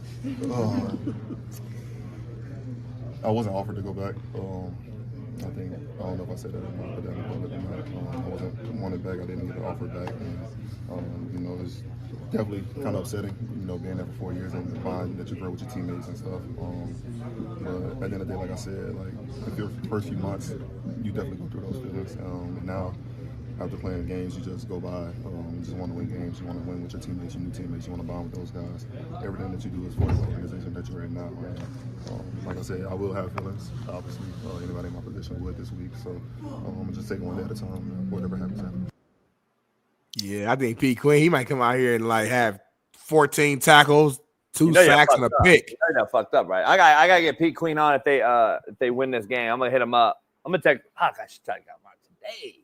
This is gonna be the game of the year, homie. It's gonna be the game of the year so far. I'm telling you, this is gonna be a physical game. The Steelers own the Ravens. The Steelers own them. I know, but this is gonna be a physical, hard nose, low scoring. It's gonna be 22-16. I don't know. So. I think the Steelers don't score on them. I'm telling you, the Ravens D is not good. They should have offered that man a contract because without him, their defense is bad. And I know he don't play in the back row, but it matters. Up front, stopping things up front, help the back row when you're shitty. You have to help them out. They have no front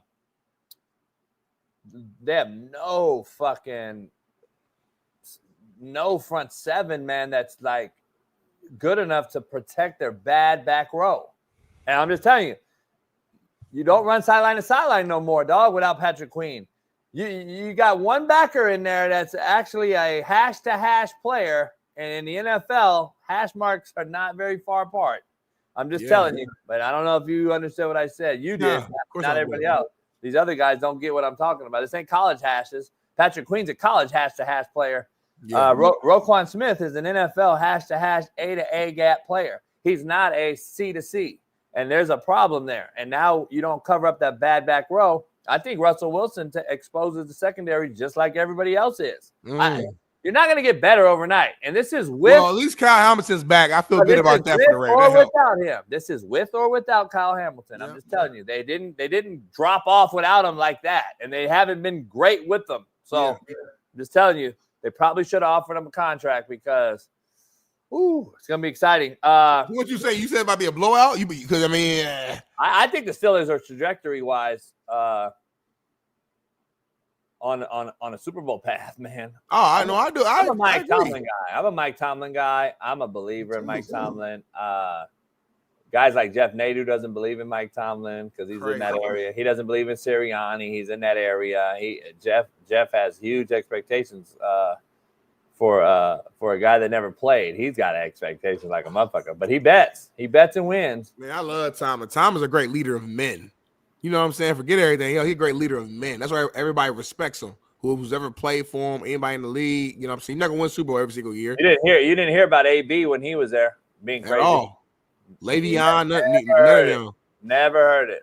Silent. That's a great leader right there. So I think that Steelers are true Super Bowl contenders. I believe the Ravens are true Super Bowl contenders. That's why I think it's going to be a game. I don't know. I'm predicting a low scoring game, but it could very well be one of those high 30s too, because Lamar's been balling out of control. Derek been balling out of control. Russell's been balling out of control. Him and George Pickens got a great connection. Najee, it's just a lot of star power on this field. It's great coaching on this field. But to your point, though, the Steelers have owned the Ravens as well.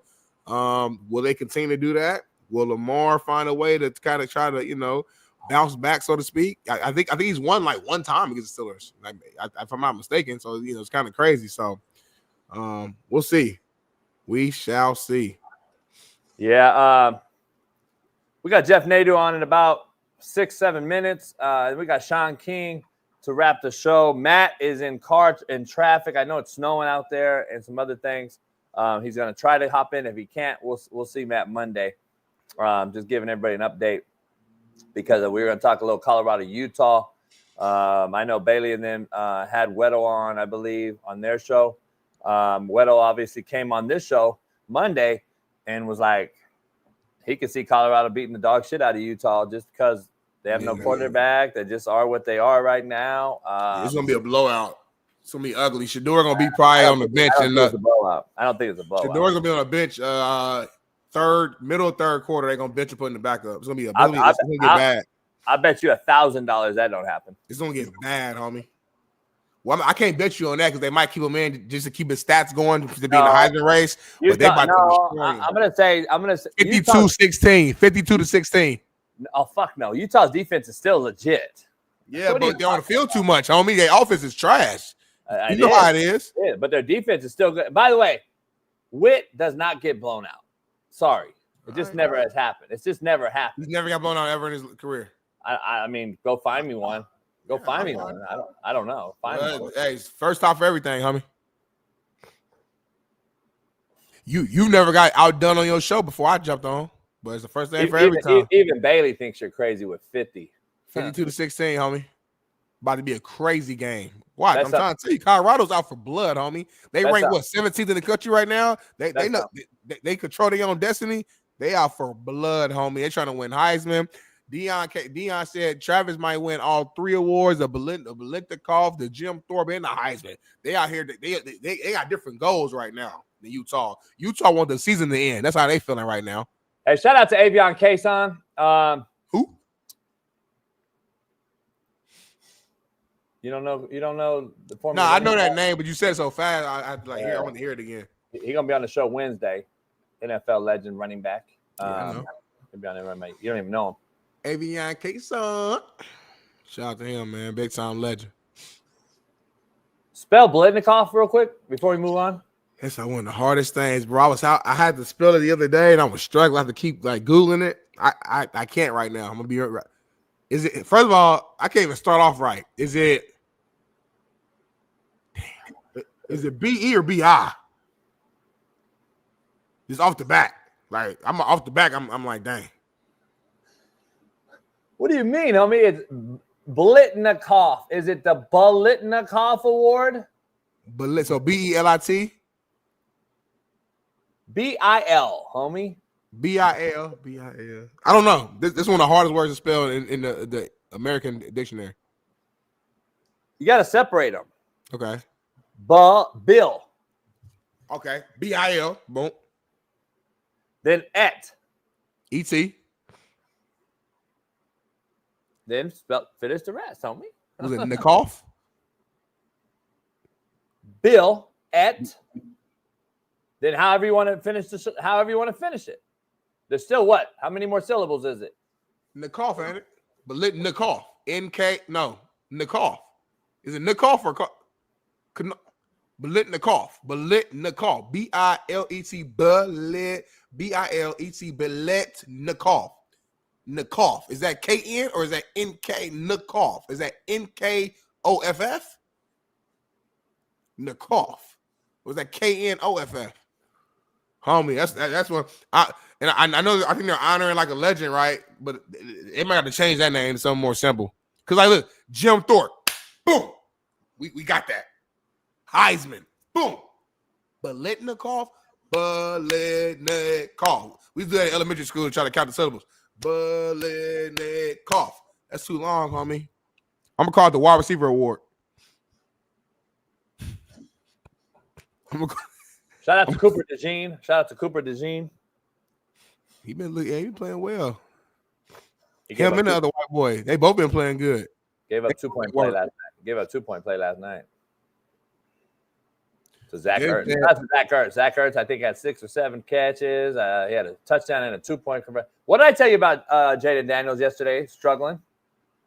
Did I not say this will be the game he struggles? Yeah, you did. He struggled. And then, by the way, the touchdown that he scored late, it was in garbage time. The game was over. Like, let's be real. He didn't even have a touchdown. He had under 200 yards. I told y'all, I love Jaden. I told you last night was going to be the game he struggled. But what do I know? I don't know shit, man. A broken clock is right 2 times each day, JB. It's okay. Like, I give it to you.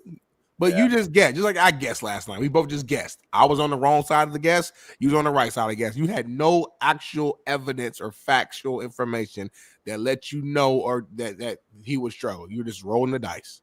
Joey Strong, got to get off that Don Julio, homie. You got to get on that Sincoro, Anejo.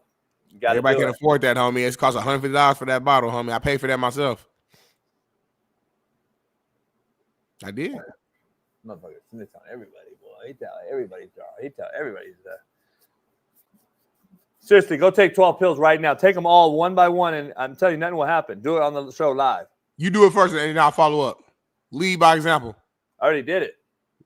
Take 12 more. You said nothing will happen. Hey, can I ask you a question? Because we're going to do some factor cap later. Can I ask you a real question? Yes, you can. The NBA ratings right now are as low as they've been in the last 20 years. I don't know if you've heard about it. Is that a fact or an opinion? Fact. Okay. Go check it out. I'm just asking. So I'm asking you, is NBA dying in front of our very eyes? Now, here I'm going to defend it on one side. It's NFL season.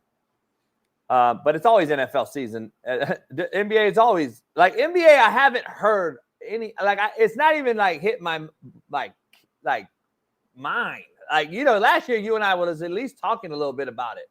Mm-hmm. It is bad, homie. No, I actually watched the game the other night though. Actually a good product. The Mavs played the Warriors. They honored Klay Thompson with the hat. And that was a really good competitive game from beginning to end. So, like, the product's good, just they can't compete with NFL. That's why NBA doesn't start really getting popular and start popping until after Christmas. Or really Christmas Day. Christmas Day is the day where they got the last year I heard about the play-in, though. Last year the play-in thing we heard about. This year it just started. We got our betting extraordinaire. Know about things. Mike Tomlin hater. Bill Belichick discreditor, betting legend, NCAA college basketball hoops legend, BetUS legend, knower of all things crime. Sit Down Crime Pod. Go follow him on TikTok and his new Twitter at Jeff Nadu. Go follow him as well. Our main man, Jeff Nadu. Jumping on in. What's going on, man? What a surprise. Jason Brown complaining about how he hates a sport. What a surprise. Ooh. Hey, Jeff, is NBA not dying? Yeah, well, look, I definitely don't watch it like I used to when I was a kid. I remember every night I'd be watching it. There was something Me compelling too. going on. The Sixers even, I've just gotten to the point where I just hate this organization. I have no interest in the support that But I I have. hate everybody, Smitty. This motherfucker hate more people than me, I think. Yeah, I'm the one on the show who loves, actually. Let me ask you this though. When you say dying, I need to be more specific. What does that mean? Like the league gonna be gone in 20 years? Well, Like, here's the what do you thing. mean by that?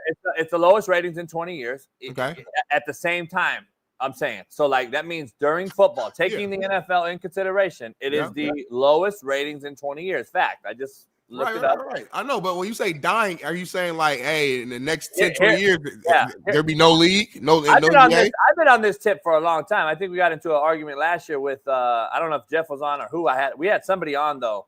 It was Tank Johnson. We were talking about it. And I said when 7-footers started to become 3-point shooters, the game died. And everyone's like, no. I agree with Shaquille O'Neal, who's on TNT yesterday, saying the same thing. Mm-hmm. Nobody wants to watch 7-footers shoot threes. And don't tell me that the guy that you love to death, who's a very skillful guy, the 7'7", second-year wonder, but he hit 8 threes the other night. But he had 50 points. So 8 times 3 is what? 24? Yeah, 24 points. So he had 6 other points came from what? Other parts of the game. It wasn't all threes. Hold on, no. And he also shot 18 free throws. I'll tell you what. I remember, obviously there were a lot of great eras in the NBA, but like late 90s into the 2000s, I used to love watching the NBA. Whether it was like them Knicks teams or like Allen Houston and John Starks. I remember I watched the Malice at the Palace live. I remember I was like maybe 15 years old. It's a Friday night. Bill Walton. That was the last NBA game he ever called, I think. That was so great back then. Now you're right. I think a lot of the obsession with 3-point shots. I know Shaq has pointed out like all the plays are the same. Like we have these stupid tournaments in like the middle of the season where like you don't really know what to concentrate. Well, you obviously know what to concentrate on, but you don't. It's weird. I'm not part of that too, though, is the fact that we're now adults and it's just we got stuff to do, and like our passion as an adult is not gonna be the exact same passion as a kid. Smitty, I'll tell you this: when you think you might play for the Sixers when you get older and you're a dreamer and all that, it's a different nostalgia. As a fan as a kid compared to as a fan as an adult. It's just not gonna be the same. Go ahead, Jeff. I got something for Smitty though on that. Go ahead, Jeff. I was just going to say, like, if I have something that I have on the TV, like on a Tuesday night, Wednesday night, like I'm just going to watch college basketball. I'm going to find a game that is interesting and watch that. I don't really see a need. The only time I ever watch the NBA is if I'm like at the barbershop late on a Friday or like it's on TV at the bar or something. I'm not searching it out. I don't even watch college hoops no more. I don't even watch college football like I used to. When I don't know what players are where, it kind of is a turnoff to me. Like if I know, you hate everything though. Yeah. Well, now that's you don't watch NFL, college football, college basketball. You watch no sports, so you're not even. This is the point why we're discussing this topic, right? Like I'm just the saying. NBA is still the NFL is still compelling at some points, JB. And last night's game was very compelling. Stop, Another bad game last night until the fourth quarter. Let's be honest, it was a horrible game. I saw Jeff's tweets. It was a bad game. There were 2.5 teams. You act like in '99 every game was just getting in was just amazing. Like, come on, bro. Let me refute Smitty's take real quick. Do. You said that we're adults now. We have other things going on. I disagree because we are in the Jeff? Please clarify. We are in the most available era for using your phone and not having to clock in at a 9 to 5 ever. More people are at home having the freedom of watching TV. As soon as this show ends, Smitty, I can sit right here in my cigar lounge and not do a fucking thing the rest of the day, and I don't want to turn on NBA. So I do not agree with you. I think the more people can watch and refuse to do so because it's that bad of a product. Yeah, but I got to tell you, JB, like I just don't care about sports outside of gambling. I just don't. Like I'd rather watch like a film or like some TV show. Like I don't.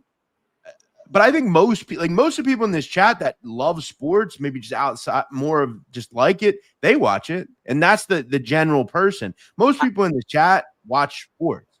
I think people go on and watch the highlights of sports. See, I don't think they watch sports anymore. I think they go on YouTube You're right about that when it comes to the highlights. The new generation. You're absolutely right, JB, because they have short attention span. All they want to know is the highlight. Who Saquon hurdled somebody, who dunked over who. So I agree with you with the new generation. But to me, when it comes to us though, my main point, what I was saying, JB, is not so much that we got too much to do to watch sports. It's more so like as a kid when you're watching these great players do stuff, it's like a superhero. It's like, oh my God, did you see Vince Carter's dunk? It's like you're a kid. It's like unbelievable. But the problem is 30 years old and Anthony Edwards doing the same dunk. I don't agree with that. It's not like oh my God, it's different. Those players are not like the players when the players I had growing up, Kobe, Michael Jordan, Allen Iverson, Kobe Bryant, these were unbelievable players. There are very few like that in the NBA now. To me, LeBron's older. Jokic is a great player, but he's boring as fuck. He doesn't care. Duncan was boring, but we love Tim Duncan. I've seen Stephen Curry shoot a three. I've seen him shoot another. Steph's phenomenal what he does. Sure, of course he is. But he's not as like I watch Reggie Miller. Reggie Miller was like that. There were so many more superstars to me during my growing up than now. I agree. And the game changed too. And the game changed. Like every team had a banger, like Tracy McGrady, Steve Francis, Vince Carter. I go through the same thing right now if I want to. If we want to go down that route. Not really. But I don't see them. I don't see Anthony Edwards. Anthony Edwards is not Tracy McGrady, bro. Like he's not. Like I don't think he's not interested. I don't think any of these guys are even Paul Pierce. Like I'm just serious. I don't see the skill. Like it's either a shoot a three or cry about getting hit. Like Jokic is a great player, but he's not an exciting player to watch. At least it's hard to argue with people who don't watch the game, though. It's like he's not interesting. The comment that JB just made, it's such an ignorant comment. There's no point in me even like the debate. There's no point. You guys got a good show. I obviously got to watch to not watch. Right. And I'll tell you another thing, Smitty. You know what also has hurt this league is one of your comments pointing it out. This load management bullshit. Like that's another thing. If he thinks that's okay, then I'm ignorant though. No, I ain't say nothing about the load management. That's a good point. That's part of the debate. That's the game. That's why nobody watches. You made a comment saying that players aren't skilled. And shout out to my guy Paul Pierce, who I work with. So it's not a shot at Paul Pierce, he's a Hall of Famer. But you saying people not even that skilled? Is that are you kidding me? Or are you talking about? Hey, what did they do? What did they do? Jason Tatum, Jaylen Brown, John Morant, Anthony Edwards, Kevin Durant still to this day. We go date Luka Doncic, what he does on offense, like the list can go on. Talking about Hey, Gilgeous-Alexander, we just for OKC and these young guys. Obviously, we brought up Wemby. Like I'm looking at guys from a skill set standpoint. But you're not talking about mid-range. They can shoot the three. They can drive to the paint. They can make free throws. They can dribble. They can pass. From a skill set standpoint, they can do it all. Yes, the league shoots more threes now, and I understand what you guys are saying that's not as exciting. Okay, cool, I give you that. But they're not just shooting threes. But a lot of those people, if you're not watching the game, then you just wouldn't know that. But a lot of those people you mentioned are just really good players. They're not transcendent athletes like the individuals we watched that I watched growing up. All the people I watched were transcendent. They were top 50 players. John Morant is a freak. Say what you want about everything. He's a freak. But put him on the post and show me his left hand, homie. You motherfuckers keep talking about skill set. You motherfuckers keep talking about skill. That's what you brought up, homie. I don't watch because I've seen enough of these motherfuckers not to watch, homie. I'm not a dumb fuck. I know what skill is. These motherfuckers don't have it. Show me a guy get on the block and use his left hand, post move it like Kevin McHale, and then go out and shoot a three. These motherfuckers. Joel Embiid. John Morant has one thing. He'll dunk on you or shoot a three.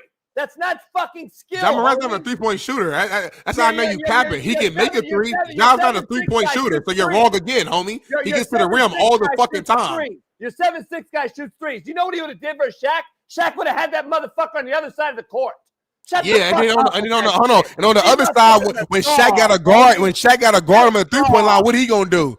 Shaq was struggling in this era. Believe it or not, on defense, Shaq would struggle. He was Shaq's not a pick and roll guy. We saw Shaq struggle in his era when he had the guard guys like Sabonis and guys who were more skilled. We saw him when he had the guard Hakeem Olajuwon in the NBA Finals, and we saw what happened. And I love Shaq. We saw him guard guys who were more skilled, and he struggled. What do you think a fucking Jokic would do to him now, or Joel Embiid? Right? And I love Shaq. The thing is, Shaq will have to adapt. Point blank, period. Shaq will have to change his game. No, they would have to adapt. It's different eras. They would have to adapt. If Embiid played in the 90s, he would not play like this. But all we're trying to say is that era was better to us. Like there was a rivalry. There was a lot more passion. But look at the people we're dealing with here. Look at this guy in the comments. MJ would be Donovan Mitchell in today's NBA. Listen, I don't listen to. What are we talking about Us here? three are talking, Jeff. We're not worried about the. I'm just saying this is the kind of year-old in here talking. But this is the kind of shit we're dealing with. These new fans, they don't know shit. Just like he's not wrong. So he's not wrong. I don't know that shitty. I don't know a lot about the NBA now either. So I get it. Yeah, it's like me coming here talking about how shitty hockey is right now. I don't know. Like, if you don't, that's not me taking a shot at y'all. I'm saying you both have admitted that you don't watch. Cool. So why you can't talk about something you don't watch? It don't make sense. Why don't we watch anymore? That should be the question. Because the last time y'all watched, whenever that was, 2-3 years ago, whenever that was, what happened? Y'all didn't like the product, so y'all stopped. Cool. Right. So your argument today is based upon a 3-year ago argument of what you used to watch. That's all. Look at some of this. Where's Kawhi Leonard? When the fuck was he? When has he played last? His knee's been fucked up forever. We can point at stuff. We can do that forever. Where was Larry Bird in his back? Like we always point out an injury. Where was I could talk any fucking sport with any human on this earth, and I don't gotta watch shit. I didn't say you don't know the sport, Jay. I'm not discrediting your actual. I'm saying if you don't watch something, all I'm saying is I've seen enough, homie, of these current players to know that this ain't it. And that's why I don't watch. I mean, it's really not that hard. I'm not going to turn it on, Jeff, tomorrow and then say, oh, fuck. All of a sudden, John Morant got a post game and he's down using the block with his left hand. Hey, fucking, they don't have it, homie. They're not that good. I'm just telling you. They're fucking skilled out of the building. No question. That doesn't mean anything. I can be dribbling through my legs and dunk on anybody. That's a hell of an athlete. They're not skilled, homie. I'm just telling you, this is a watered-down version of basketball. Jason Tatum ain't skilled, homie. Yeah, he is. Of course, there's guys. I'm not. No, but there's a lot of guys. Though. I'm just like that's just on top of the head. Like, but we're talking about the league, Smitty. We're not talking about a guy on a team. We're talking about the league. And by the way, your most skilled big man, arguably, other than Joker, is Embiid, who don't even fucking play. Like I'm just saying. I can't defend that. Yeah, but we're defending an overall league where guys don't play.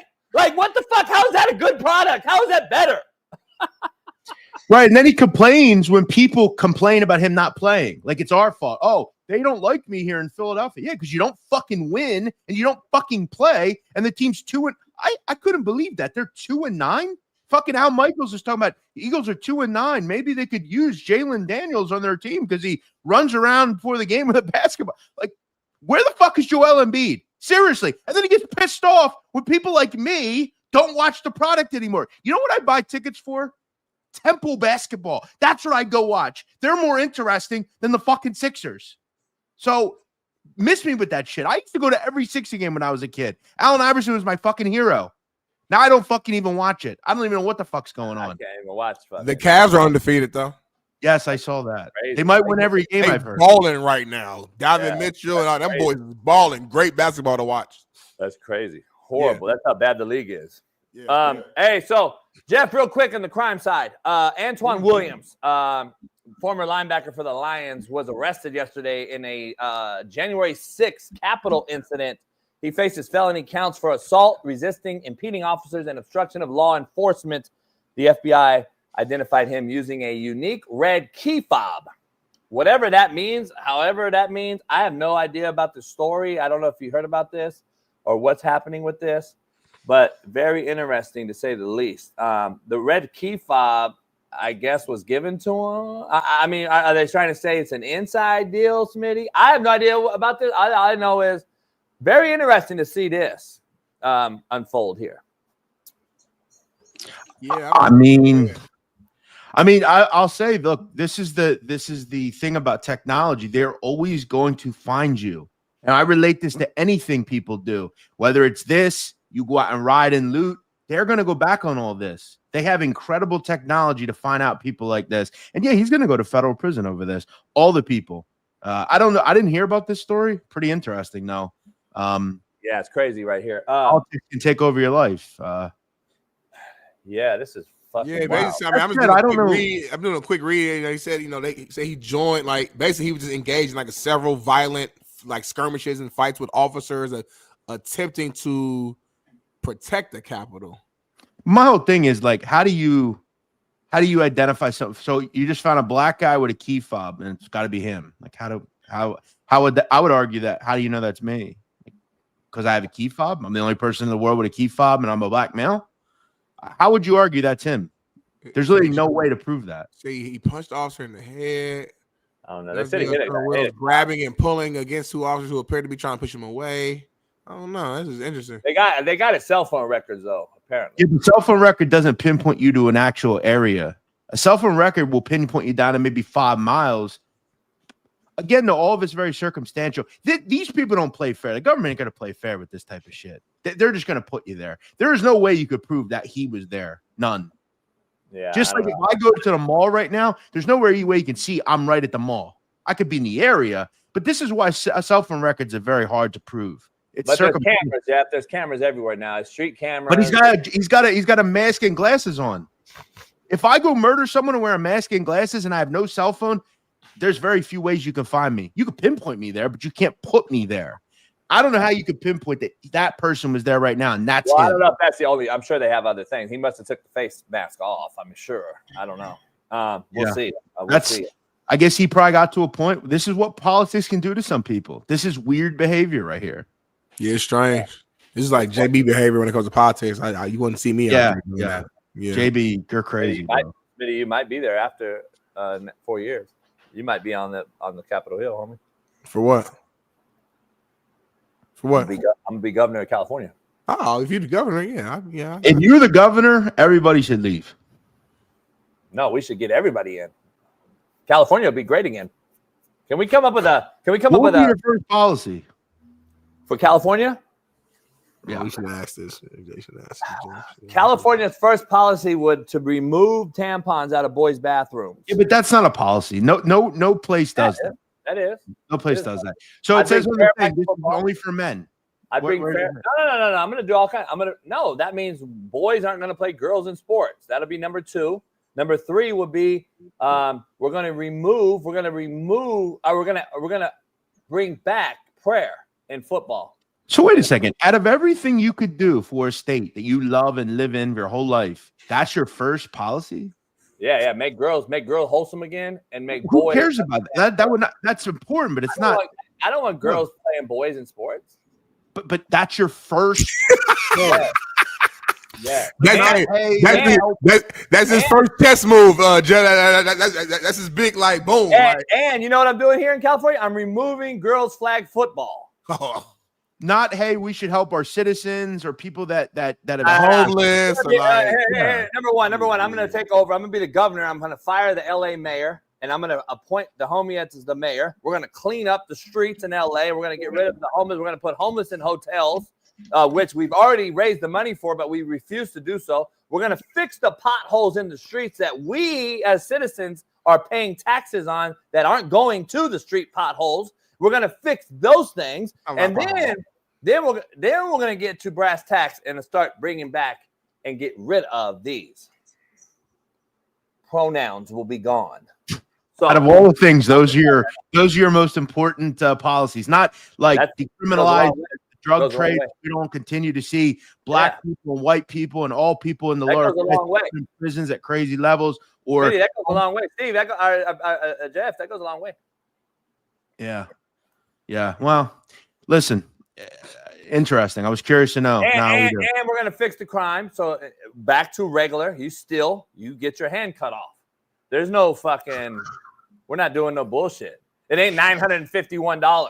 It's fucking. You steal a candy bar. We're cutting your shit off. So that's what's going to happen. So It works in some countries. You think you should have got your hand cut off when you was a teenager, JB, and you stole shit? Yeah, whatever. Stop. That's a good one. Yeah, you didn't get caught. Okay, thank you. Say that. Don't say hey, homie, there's consequences. Get caught. Hey, it is what it is. Don't do the crime if you can't do the time. So I'm saying you as a 13-year-old little boy who's a kid who's still learning, made a kid decision. Should have got their hand cut off, and their future is done. No more football, no college. Your right hand get cut off. So what if you stole a Snickers bar from Dollar General? Stop. And JB, what if you sound crazy? What if they're wrongfully convicted and they didn't really do it? Sorry. I'm talking about on camera. I caught you on camera, and boom. If there's it's still going to go through trial. We're going to go through the judicial process. Stealing bread and milk for their family. That was the only reason. Say what? They have no money. They have no money? That's a wild status quo to do. Yeah. So now we should just steal if we don't have no money now. No, we should prosecute people that are stealing for sure, like bad people. But if you're stealing a fucking loaf of bread, like that's not. I don't believe you should go to prison. Have a heart though, too. Right. That's all Jeff is saying. Have a heart. There's no one that's more hard on. Like if you're a violent criminal, you should go to prison. Very simple. But like we can't do the mob justice thing because there are people that are innocent, and if we're just killing people. Look at pedophiles, definitely bullet head. See ya. Yeah, there's levels. There's levels, but if we don't give consequences for stealing a loaf of bread, then the next thing they do is steal a diamond jewelry. Not necessarily. Not that's the same. People think we're not guessing. If you smoke weed, then you gonna smoke crack. Not necessarily. Smitty, you're guessing. You're hoping, Smitty. You fucking hope too much. We all guessing. You hope too much. I don't hope, homie. I cut it off. Hey, guess what? You jump off sides. Guess what? You come out the fucking game. You could stay in. You won't jump off sides again, and then that fuck around, lose you the game. You gonna bring them back in that next? You gonna bring them back in the next series, ain't you? You're a hoper. No. You gonna bring them in that next series, ain't you? No, I'm gonna cut his ass. Stop it. What's your name? What's your guy from the Jets who injured all year?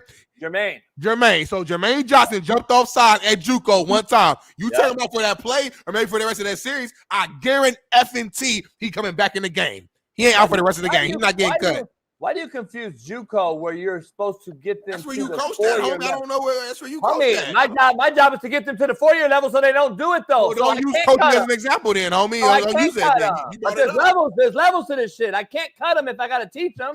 Holy shit, homie! This ain't. JB, I will say you guys got to start having me on Wednesdays. I have more time. I got to do the BetUS. So let's do it Wednesday. We got the coaches corner on Wednesday. We do a lot of coaches stuff, but Wednesday we got more time anyway.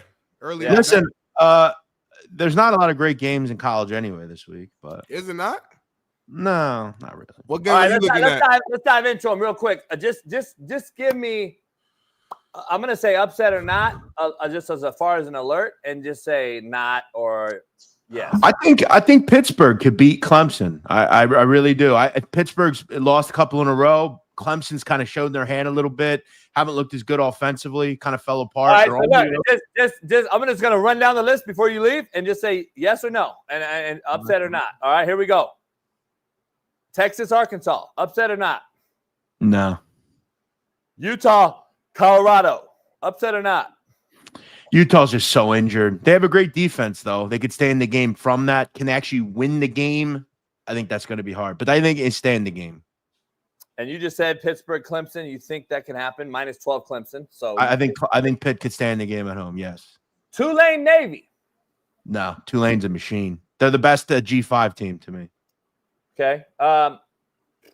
Virginia, Notre Dame. No. Virginia turned the ball over too much. All right. Boston College, quarterback left, enters the portal, quits the team basically, and then enters the portal. They got SMU, who's a machine as well. SMU's a machine. Yeah, they have the top 5 rushing defense as well. So if I'm SMU, stack the box, make the backup beat you. All right. Florida, LSU. No. I mean, at some point, did I forget DJ Lagway is fucking Johnny Manziel? When did he become like the greatest quarterback ever? If he plays, they're going to win every game. Yeah, I'm good.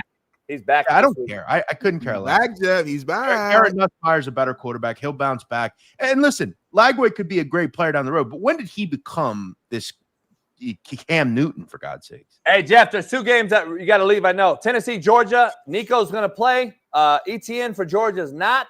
Do you like Tennessee at all? I wouldn't put a lot of stock in he's going to play. We've heard Cam Rising was going to play too, and then he never plays. I don't care if he does, though. I think the game's low scoring.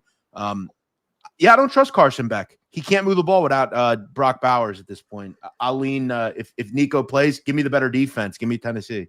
All right, and then the last one. Am I crazy to bet KU to beat BYU? No. I like this. BYU has been living on the edge for weeks. They can't stop the run. They were lucky because they played a team last year who couldn't move the ball, but Kansas has moved the ball. This offense is legit. I don't trust BYU's run defense. Yes, sir. Hey, Jeff, going over to BetUS. Follow Jeff man. over there. He's going to do college basketball. Jeff, we'll see you Sunday. See you Sunday, Mr. Nadu. Watch some NBA, homie. Man, it's 8 o'clock, man. We're going to do our thing real quick. We're going to bring back you. Do what? Nothing. I'm just talking crazy. It's Friday. I'm just in a good mood, man. Nothing like Friday. What's up with this right here? You got 2 white boys balling at the DB position. He said that he spotted the Exciting Whites shirt at the mall, and they were sent to him and teammate Reed Blankenship. Oh, is that what it say? I didn't even read the word. I just thought it was just showing them to Cooper DeJean, Reed Blankenship. They've been balling, man. Exciting Whites. Yeah, I mean, shout out to them. Making plays, doing their thing. Gotta love to see it. Hey, Shaun King's on to end the show with us. Let's take a 3-minute break real quick. Bring Shaun on to wrap the show. And we got a lot of quarterback discussion, a lot of college football, a lot of NFL. His take from last night's Jalen Hurts, Jaden Daniels. Yep. And all things Shaun King will join us for the last hour. So we'll be back in about 3 minutes. Pound that like.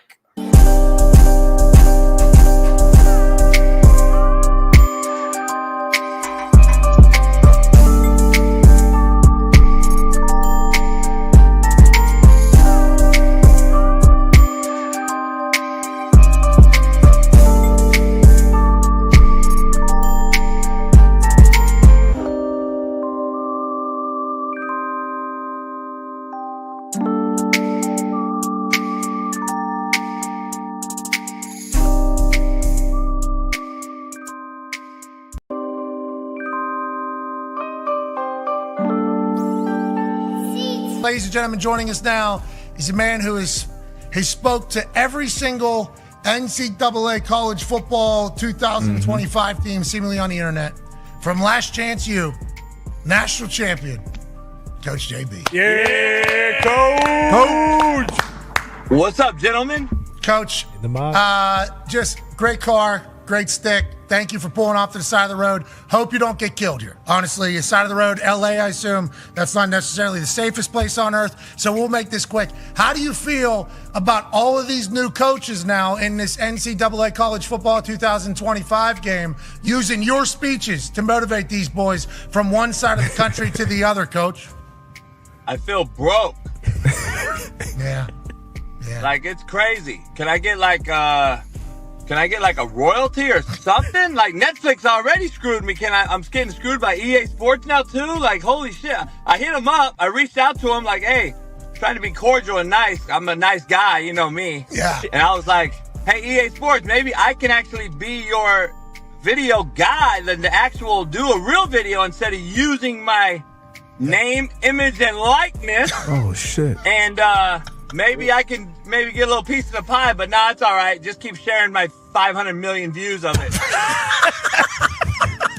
I don't mean to laugh at you, but obviously you are a hilarious, miserable person, and this is kind of is how it goes. Hey, Pat, I was actually chilling. My back went out yesterday, so I didn't even do my show today. So I just left my chiropractor, and I'm waiting on this damn cigar company to open. They're late, of course. I mean, come on. Shit. Okay, so life is good. Last question for me, because I know the last time we talked to you, you had not watched the Netflix series Last Chance U. You said that. You said, I've not watched it, but obviously you've heard from everybody. Now, do you see some clips that come across your way? You're like, I don't remember saying that. And then all of a sudden, oh, I killed that. And do you judge your clips whenever you see them? You're like, I murdered that one. Nah. A broad came over to the house the other day, and I didn't really want to watch Netflix with her and chill. But she wanted to watch the show. We watched one episode. Okay. And I'm like, I can't watch this. Okay. And she was like, oh my God. I'm like, I don't want to watch this. It was the first scene of the cow scene or whatever. And I'm like, yeah, they only made about $4 billion off my name on this shit. I'm not watching Netflix either. So I'm spiteful right now, Pat. I don't want to watch Netflix. I don't want to watch EA Sports video game. I'm like, man, and I can't even get 40,000 subscribers on my YouTube channel. Well, you're going to the moon. We appreciate the hell out of you, Coach. Hopefully it'll get figured out, and we know the Netflix and chill thing, what that leads to. Bad backs, chiropractors. We appreciate you. Ladies and gentlemen, Coach JB. Yeah, Coach.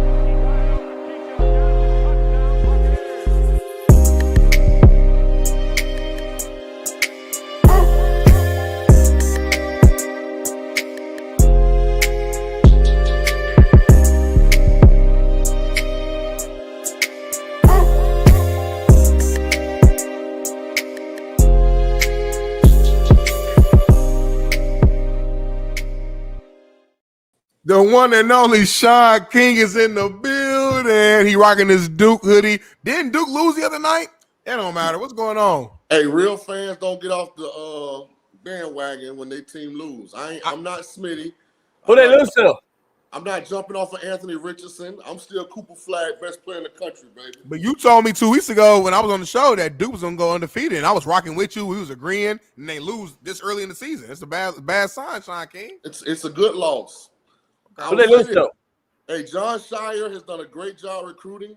I cannot stand his in-game coaching. Who they lose to? Kentucky, in New York, in Madison Square Garden. I wish they would have hired Jeff Capel. Shire can't get the rotations right. I'm not a big John Shire in-game fan. So is it fair to say that Calipari is overrated at X's and O's? He's gonna say that. Already beat Duke? He didn't beat Duke. No, Calipari at Arkansas. I know. That's my point. They won without him. Arkansas the real deal. They won without him.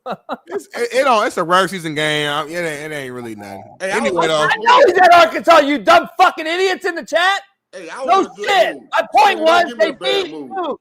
Kentucky beat Duke, did they not? I know the motherfucker ain't there. That's my point. You motherfuckers are not very smart in the chat. God damn, homie. That's why I don't give him no attention, homie. I do. I give him all the attention. That's love. Love is being tough. Yeah, they agreeing with me. John Shire is terrible. I wish he'd get his ass out of there. This is what I don't like about my program. Duke has all these former players that are good coaches. Can you hear me? Yeah. Can you hear me? Oh. Yeah, Duke has all these former players that have already gone out and won other places. Jeff Capel, Johnny Dawkins, Tommy Amaker. I mean, we got a bunch of guys. Chris Collins, we got a bunch of guys. And we hire a guy, John Shire, never been a head coach.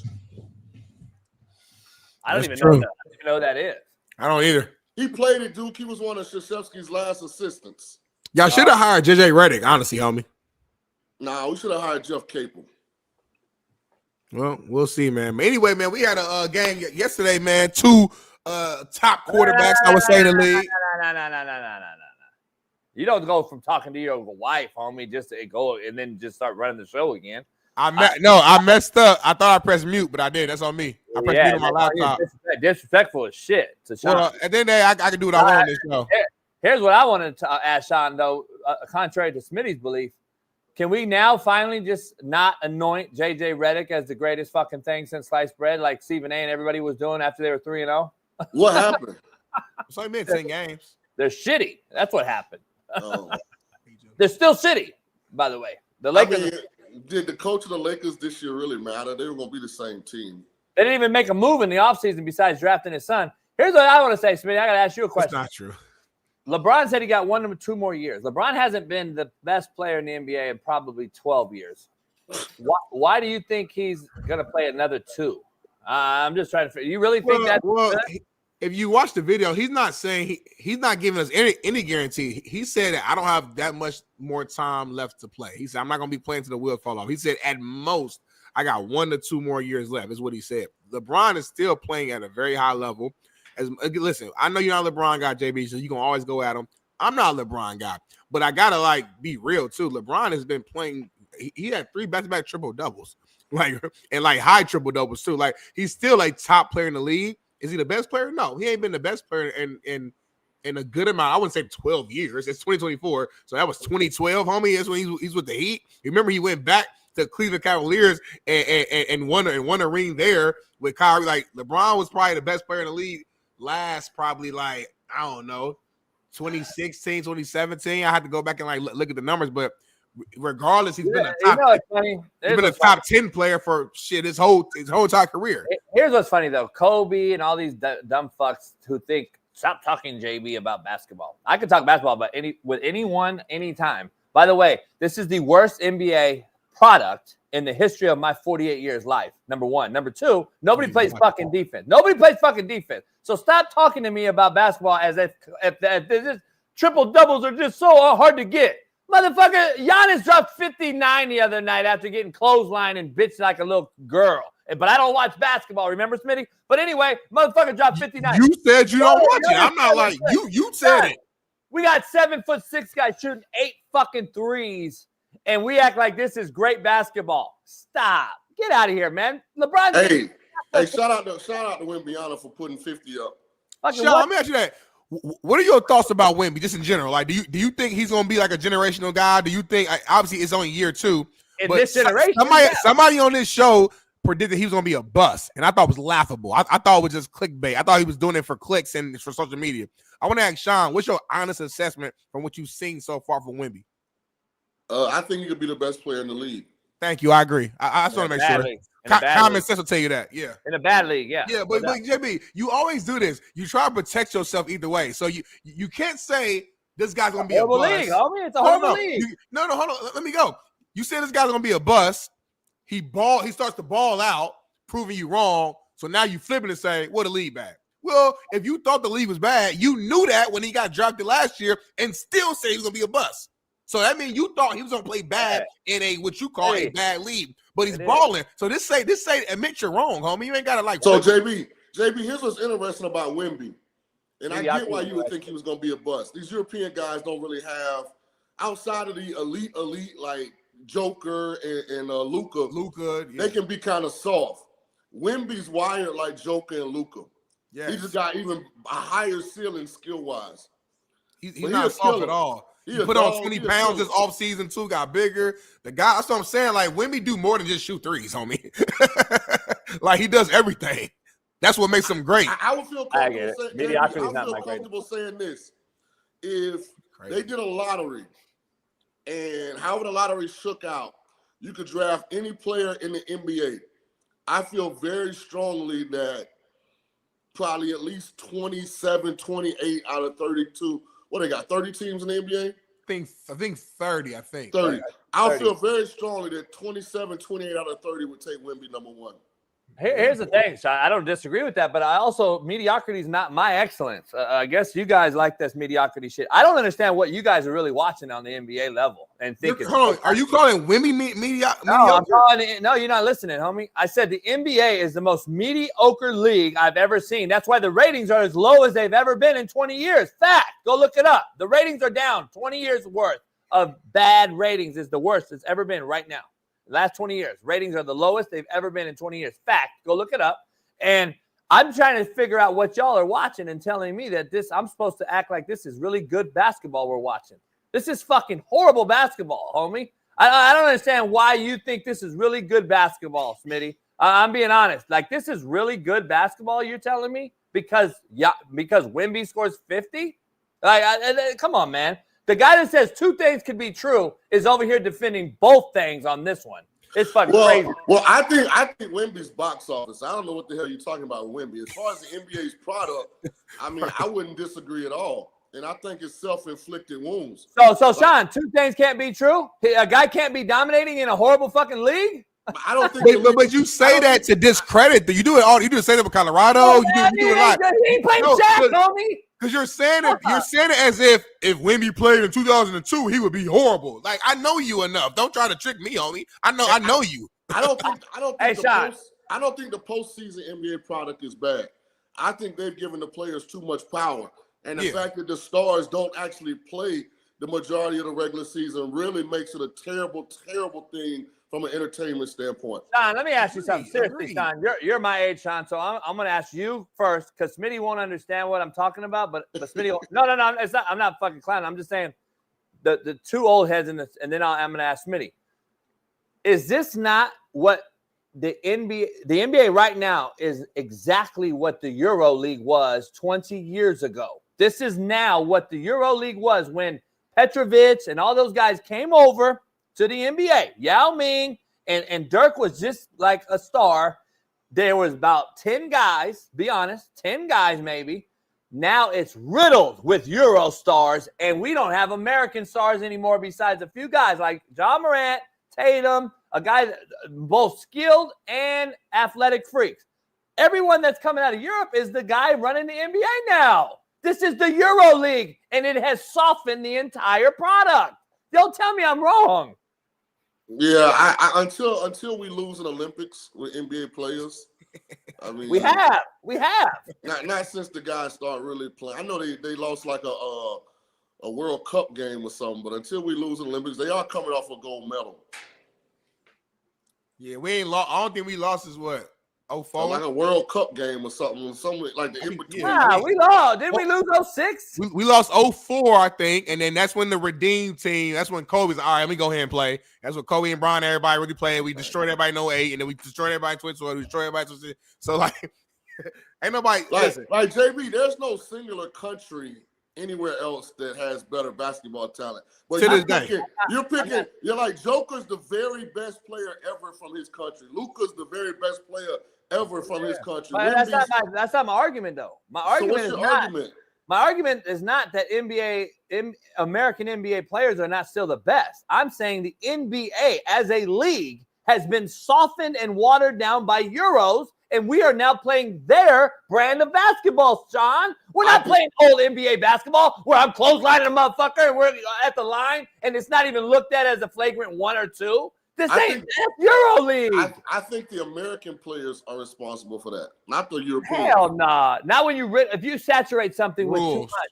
If you saturate something from an outside source, Shaun, you know damn well you're going to adapt to those common interests. And the common interest is, where's the NFL right now? We play how many games overseas now? Money, money, money. Euros coming over here. And guess what? The Yao Ming effect and the Dirk Nowitzki effect from 20 years ago is now brought so much money over here with LeBron in China and all that shit. The outside money is so great that we've adopted that brand of basketball.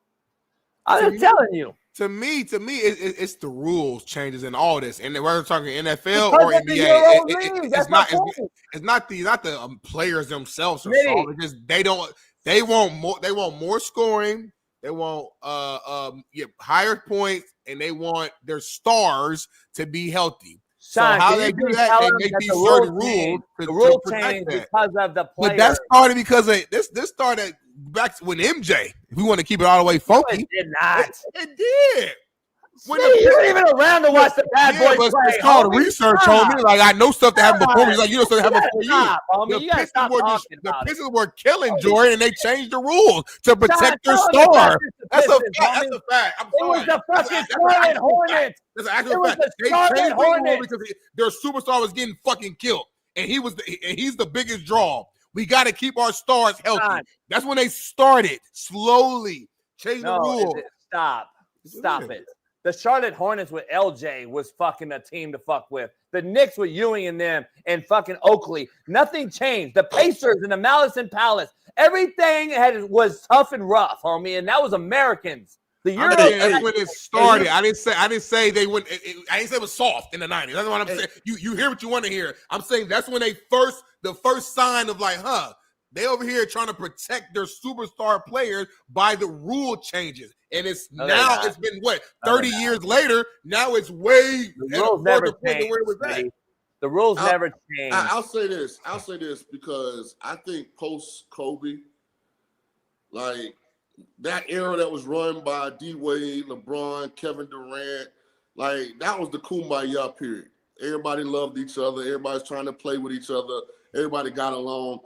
I do think these younger guys are more wired like the old school cats. Your Donovan Mitchells, your Jason Tatums, your Shea Gilgeous-Alexanders. I think NBA has a chance to get back to where guys want to win outside of grouping up with their homies. Like that's the worst thing to me about LeBron. LeBron's height of his era is he created this kumbaya league where, oh man, don't foul anybody too hard. Let's all get together, make it as easy as possible to win a championship. Shaun, that's why I call the NFL this jersey swap era. This is not just a basketball thing. This is American sports. And I'm going to be honest. This is why I'll talk to anybody in here about basketball, hockey, whatever the fuck y'all want to talk about in this chat. Here's why you'll never understand, because half you guys are not even around. To Smitty's point about the rules being changed and it's starting, I understood what you said and heard you. I disagree for the fact of this. I think you're confusing the fact that we change rules for helping or aiding superstars. And Shaun will understand what I'm saying. Jordan got the call. That's not changing the rule. That was the Jordan effect because he was Jordan. Kobe got the call. McGrady got the call. They didn't change the rules for those guys. They just gave them the call because they were superstars. Now we have changed rules because we saturated the league with Euros that shoot threes, and now we're contesting the shot or the fouls as common fouls are now flagrant ones. We take 10 fucking minutes to find out what they are, and then we've changed rules since that was implemented. We always had superstars getting a call, Smitty. Like fucking Dominique Wilkins got the call. Ewing got the call. Barkley got the call. You guys are confusing the call for rules being changed. The rules now have been totally changed, and it has nothing to do with Michael Jordan. Michael Jordan effect was the Detroit Pistons bad boys when he couldn't beat them. Now, anyone else want to talk basketball with me, motherfucker?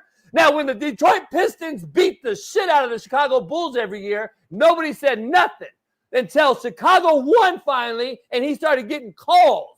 And that's what's the change. It was the effect of Michael Jordan. It had nothing to do with the rules being changed. Bill Laimbeer still clotheslined you. But what do I know, homie? Let's move on to football. I don't know shit. Talk about last night's game. You saw Jaden Daniels and Jalen Hurts out there on the field. Obviously, the Eagles came up with the win there. It was kind of a slow game in that first half. What was the score? Was it 7-3? I think in the first half, if I'm not mistaken, or 10-3. And things started to pick up a little bit in the second half. But what was your overall view? I guess we'll focus on the quarterback specifically of just how Jalen Hurts looked versus how Jaden Daniels looked in last night's game, Shaun. Jaden Daniels is hurt. They may need to sit him for a couple of weeks. Because I'm telling you, you can go back all the way to Arizona State and can't find him missing throws like he missed last night. He's running apprehensively. Like you can just tell he's not healthy. The Eagles won't win a Super Bowl if Jalen Hurts doesn't improve. I really think I'm going to do an all-22 breakdown of Jalen Hurts last night. He was awful. He was horrible. He was awful. He's to the point where I'm telling you, A.J. Brown is about to really go off one of these games. And I'm going to show it. I've been telling y'all they don't get along. People get blinded by the fact that at the end, Jalen ran around, made some plays. But, like, just from a quarterback perspective, man, he was terrible last night. He's been bad, though. I've been telling y'all for a while. I've been telling, not you, but I've been telling people. Can we dive a little deeper into that? I know we don't have the plays right in front of it, but, like, is there anything, like, specific from a quarterback standpoint that you can educate me and the fans? Like, when you say he was terrible, like, dive into that a little bit more. Like what was it that made him terrible? So, I'm the quarterback. JB is the play caller. He sends in a play. Yeah. Based on what defense I get, I should have progressions, right? Yeah. I check this first, get here second, get here third. The amount of times he goes through the progressions wrong or bypasses open looks or is hesitant to anticipate throws, it happens so much. It's unbelievable. Philly can still win. Hey, Shaun, we got a little film. Speaking of the devil, here's a little film for you to talk about. Go ahead. I got this. Shout out to DV Sport. Perfect timing. Right here, Shaun, just for a little nitpicking example. Throw it! Throw the fucking ball! He got his hips flipped, though, right? No, that dog. I'm asking. You. No, I know. So I didn't watch the Dallas game, so I'm not actually up to date. This was a terrible game. This was Cooper Rush first start. I didn't watch one play of this. I was talking about last night, so I don't know if he played good or bad in this game. I'd have to watch this one over. Yeah. But we're just talking in general, though, Shaun. Yeah. Like this ball. I mean, look at how long he's allowed the defense to see it and react. I just don't understand why he can't process. He has a slow processor because he has an elongated release the way he throws the ball. He doesn't hold it high. He holds it low. He has to bring it back. And I think he doesn't process everything like at warp speed. So it makes he's behind a lot of the time. And I'm not talking specifically this game because, again, I didn't watch one snap. This wasn't even NFL football. This is 2 CFL teams out here playing. So you think so? I mean, you made a pretty pivot though. Like this is a great example right here, Smitty. Yeah. Go back one more time, JB. Okay, they've got a little tight, kind of a bunch formation, but the tight end is more in pass protection. But they've got a crossing route coming here, and I want you to stop it at the top of his drop, JB. And we know right now the strong safety that was too high, Shaun, has walked down. So we know this is fucking man free all day. This is locked right here on the backside. And we know he's going to roll to the middle or play some sort of banjo. This is straight man free. So stop it at the top of his drop, JB. Right when he gets a play action pass, stop it right there. That is a clean pocket, Smitty.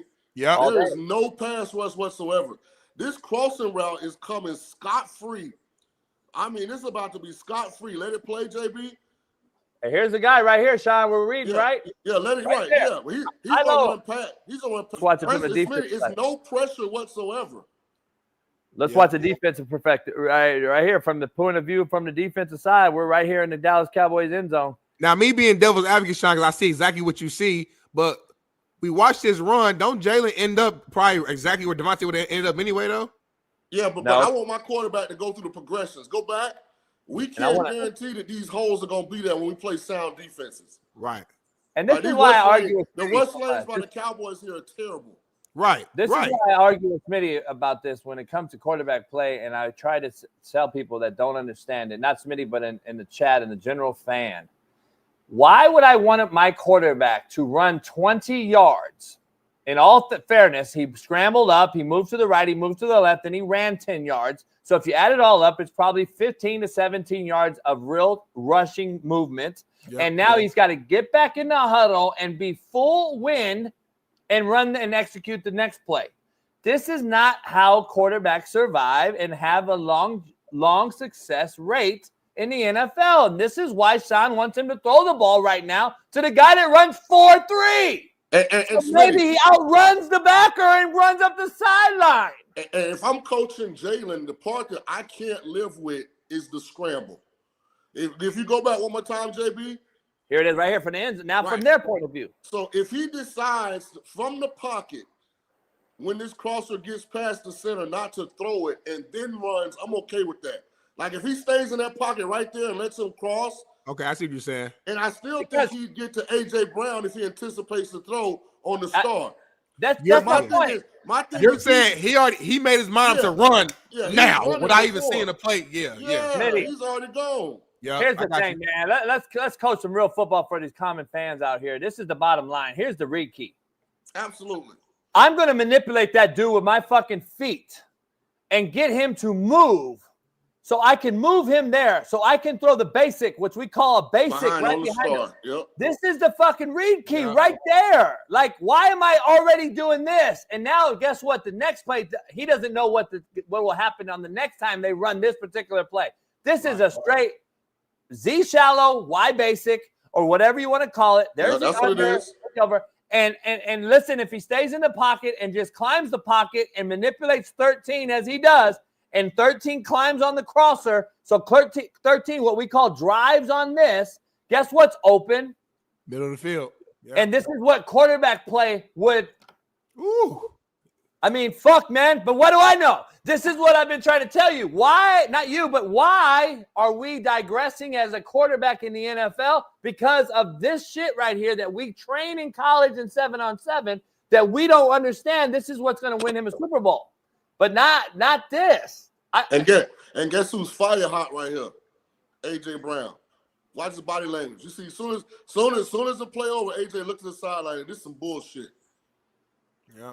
And now he's in motion, Shaun. Now he's in motion, Shaun. And look at why you gotta keep shitbirds in. You have to keep them. I wish the all 22 from last night was up because boy, Jalen was bad last night. I'll get it. Being devil's advocate again, though, y'all. Okay, so I see everything y'all saying makes perfect sense to me. The Eagles was just in the Super Bowl a couple years ago with this quarterback, and this quarterback outplayed the other quarterback in the Super Bowl. If you guys remember, it was a play away from winning. So what is that?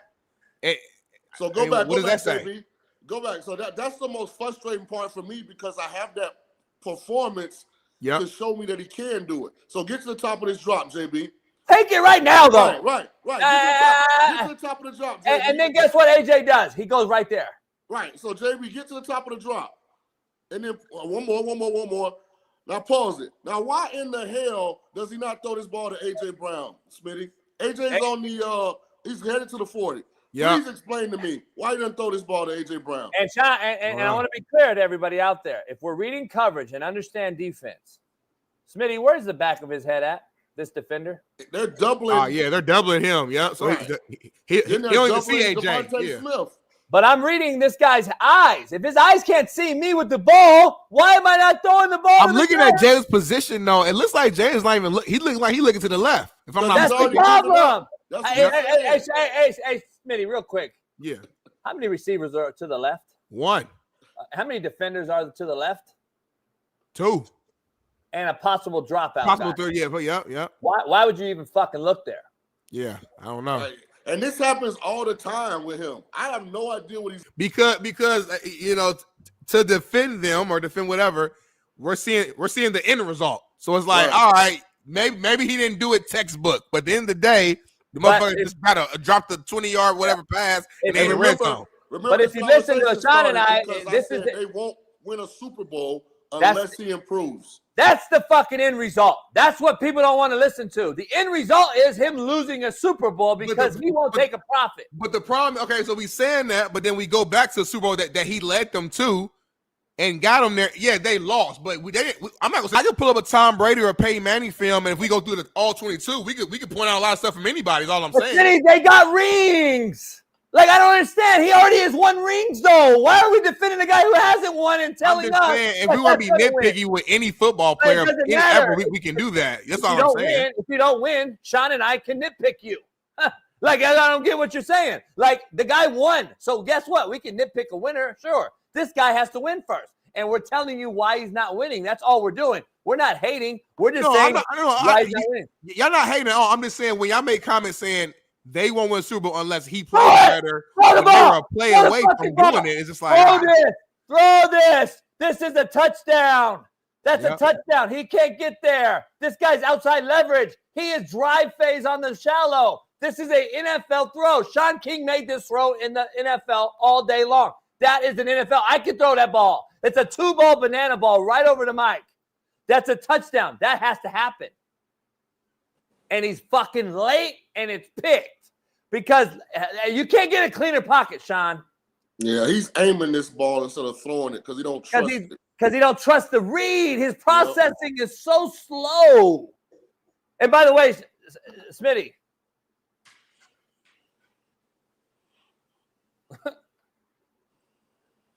I mean, but he was already reading what you read first. I mean, hold on, just like you, how you got throw the ball. You saw the guy right here. I know, but I'm saying like football's boom boom. So like he saw the read, he threw it to that guy. So, you got dealer's choice. So here's my point to refute what you just said. If this guy is his read key and he sinks, that ball should have been thrown already. If it's not, then this ball should be thrown. So he's not processing and making the decision No fast man's enough. land. Yeah, no man's That's land. what my point is. He's in a pickle. That corner, this is a perfect combination. Post wheel, bang 8 wheel route with a whole hookup route right here to hold the zone. So and he's not a naturally accurate thrower of the ball. This ball has to be front side shoulder. This ball is back side. It's this got. I think Jalen's a good player. What I'm saying is, for them to win a championship, because what happens in the playoffs, Smitty, is the defenses are elite most of the time. Yeah. You don't get those, breakdowns that you get with some of the mediocre teams. And being a snap late, not seeing a read that's obvious, like those are drive killers. So I'm just saying, you got to tighten it up a little bit. Yeah, and the chat. Oh, it's easy to say from the couch. Well, I actually lived it. I've done it. I coached it. So has Shaun. I don't know, but we're from the couch. We don't know. But you guys. Why have the Eagles been so good with him then? Well, they're good. They're good. This year they weren't. Remember last year they started 10-0, finished one. They lost 1-7 down the road. Got obliterated in Tampa. I think Saquon Barkley is NFL MVP. I know running backs don't win it. No, he balling this year out of control. Saquon, unbelievable, dog. He's and the defense is number 2 in the league. And they're playing really good on defense. They've done a great job drafting. Do y'all think, like, if Jalen, that's bench, like, just for an example purposes, like, if Jalen's not the starting quarterback there and they put the backup in, y'all think they still be doing all this? Who's the backup in Philly? I don't even know. Nah, I don't know. I don't know about that, Smitty, because that's just what it is. That's what it is. We know the backups are backups, right? But the bottom line is, I want to be clear. This is why I don't think late in the year he does great in regular season, but he can't win the big one when the book is out, when the resume is out, and the defense has changed in the playoffs, and the DCs see what you've done all season and change up, like you see with Lamar, you see with Jalen, you see with all these guys that are so athletic who ad-lib and use their feet. They think it's going to work in the playoffs, and it doesn't. You got to use your arm. And eventually it bites you in the ass. And this is why these guys struggle in big-time games in the playoffs. But I don't know. When should these guys use their feet then? So if I'm blessed with this freakish ability, because I know you guys are more traditional quarterback, which I respect. But when you are blessed with this freakish ability, when should I use it? Like should I just never use it? Like, I do have it. It's a weapon. You use it when you have to use it. That's the clear. Hey, first of all, put a ceiling on your. Put a ceiling on your own career. I ran for 713 touchdowns. Yeah, I was dual threat before dual threat was a word. My fault, Shaun. Shit together. Here's what elite quarterback play is, Smitty. When things are there, make the right read, make an accurate throw. Layups. When things break down, right tackle misses a block right off the rip. This is where your athleticism can make you elite. You're now able in that situation to potentially make that guy miss and create positive energy, positive production on a play that a less athletic quarterback probably gets sacked. But let me be devil's advocate here. I feel like we're limiting. But Smitty, what happens is if you want an athletic quarterback to become a championship quarterback, you have to be so hard on them about doing the fundamentally sound things right all the time, because they will use the athleticism as a crutch. Yeah. And let me coach it. So if I'm coaching a young Shaun King, and he was the athletic QB before the athletic QB hit the scene. Yeah. And the right tackle gets whiffed, and he whiffs, and he's got Julius Peppers in his face. He steps in the bucket, escapes the pocket, he gets outside. Nowadays, that happens, they're full-on run. I'm teaching Shaun, and Shaun already knows this. His feet has allowed his eyes to last longer. Mm-hmm. So his eyes now are looking to throw the guy wide open because the defenses have collapsed on him. Now we're just running. We waste 30 yards of breath. We got to come back to the huddle now with A.J. Brown bitching and moaning because he was open. And now we don't use our feet to extend our eyes. No more. We do it.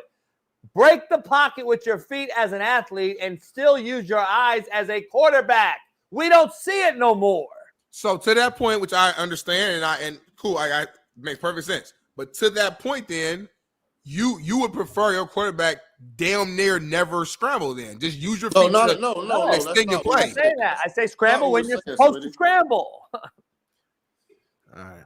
Smitty, just because I beat a guy that got beat, that means I'm worth $150 million. So Smitty, look at it. Paying these guys, and then I just feel like if Lamar played that way, I feel like we would be limiting his greatness. No, we won it. I think no, the we Ravens see a would already Super have won a Bowl. Super Bowl. Yeah, we'd see a fucking won a Super Bowl win, homie. That's what we'd see. And I pay him $250 million to guess what? To beat the fucking DN that beats my old tackle and then get outside and throw it to Bateman wide open. So, but what do I know? Look at it like this.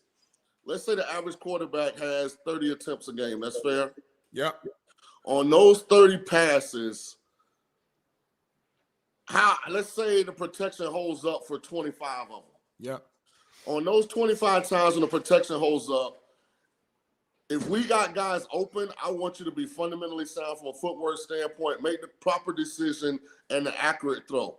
Yep. Then those 5 times where the protection breaks down, be great. Okay. I respect that. Okay. Look at it from that angle. That makes sense. I like that. Because we're gonna have design rollouts and boots, and we might have some QB design runs in the game plan for you to use your athleticism. I'm talking about the drop back passing game. Yeah. Let me ask you, Smitty, if you respect and appreciate Bill Belichick. Of course. How about Brian Billick? Of course. How about Bill Walsh? Yes, sir. How about Andy Reid? The best in the game right now. All right. You know all 4 have in common? What? They all said, as much as you run around back there's a fucking guy wide open in the end zone that you need to throw the ball to.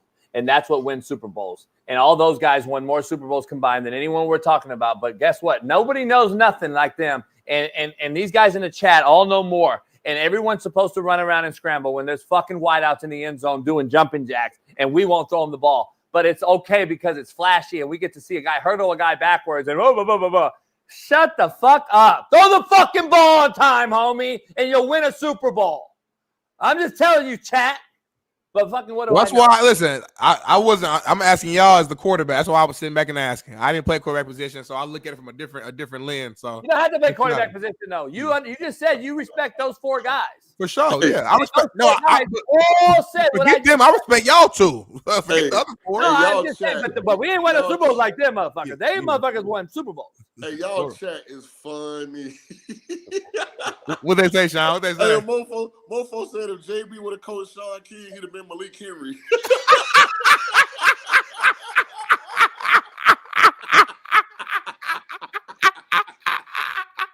That's a good one. I'm sorry.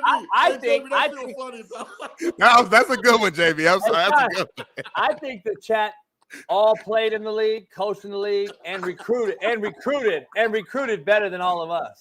Oh my God. Hey, JB, that was funny though. God damn. Hey, hold on. Shout out to Malik, by the way, too. Shout out to Malik. Ain't no diss to Malik. That's funny though. Malik been on the show. He can come back. Yeah, I know. That's what I'm saying. All right, let's dive into some games, Shaun, real quick. I got to ask you, upset alert. I'm leaning KU over BYU as my lock pick of the week, man. I just think that's going to happen. I think KU's actually going to go on a roll here. Their season's done, but I think they're going to play spoiler for a lot of people, and they're probably going to beat Colorado and BYU. That's just my gut. But what do I know? I got 2 upset specials, and Kansas beating BYU is one of them.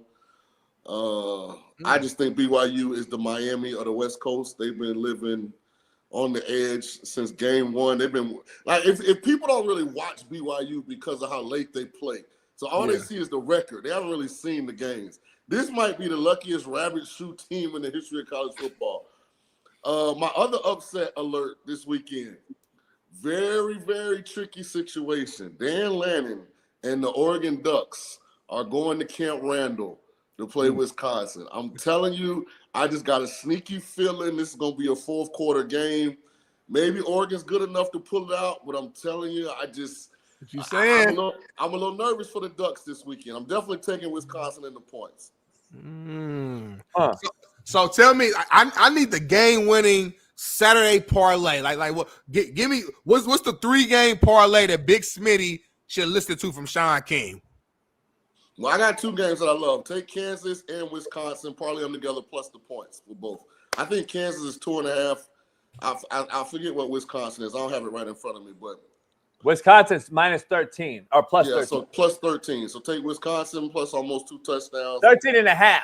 It's a hook. It's a hook. There's a hook in there. Kansas plus 2.5. That's what I would put. If you want to parlay something. Y'all heard what he said, y'all. Hey, historically, Utah's the play versus Colorado because they've dominated this series. They've dominated at Folsom, but this is such a bad Utah team on offense. Like, no matter how good they are, I don't know that they can hold Colorado to 0. 20. Yeah, you know what I mean? Like, and that's, I feel like that's what it would take. Colorado gonna smack them around. All right, let me ask you a game. It's a very critical one in this race. Arizona State, K-State. Both 7-2, both 4-2 in the Big 12. It's in Manhattan.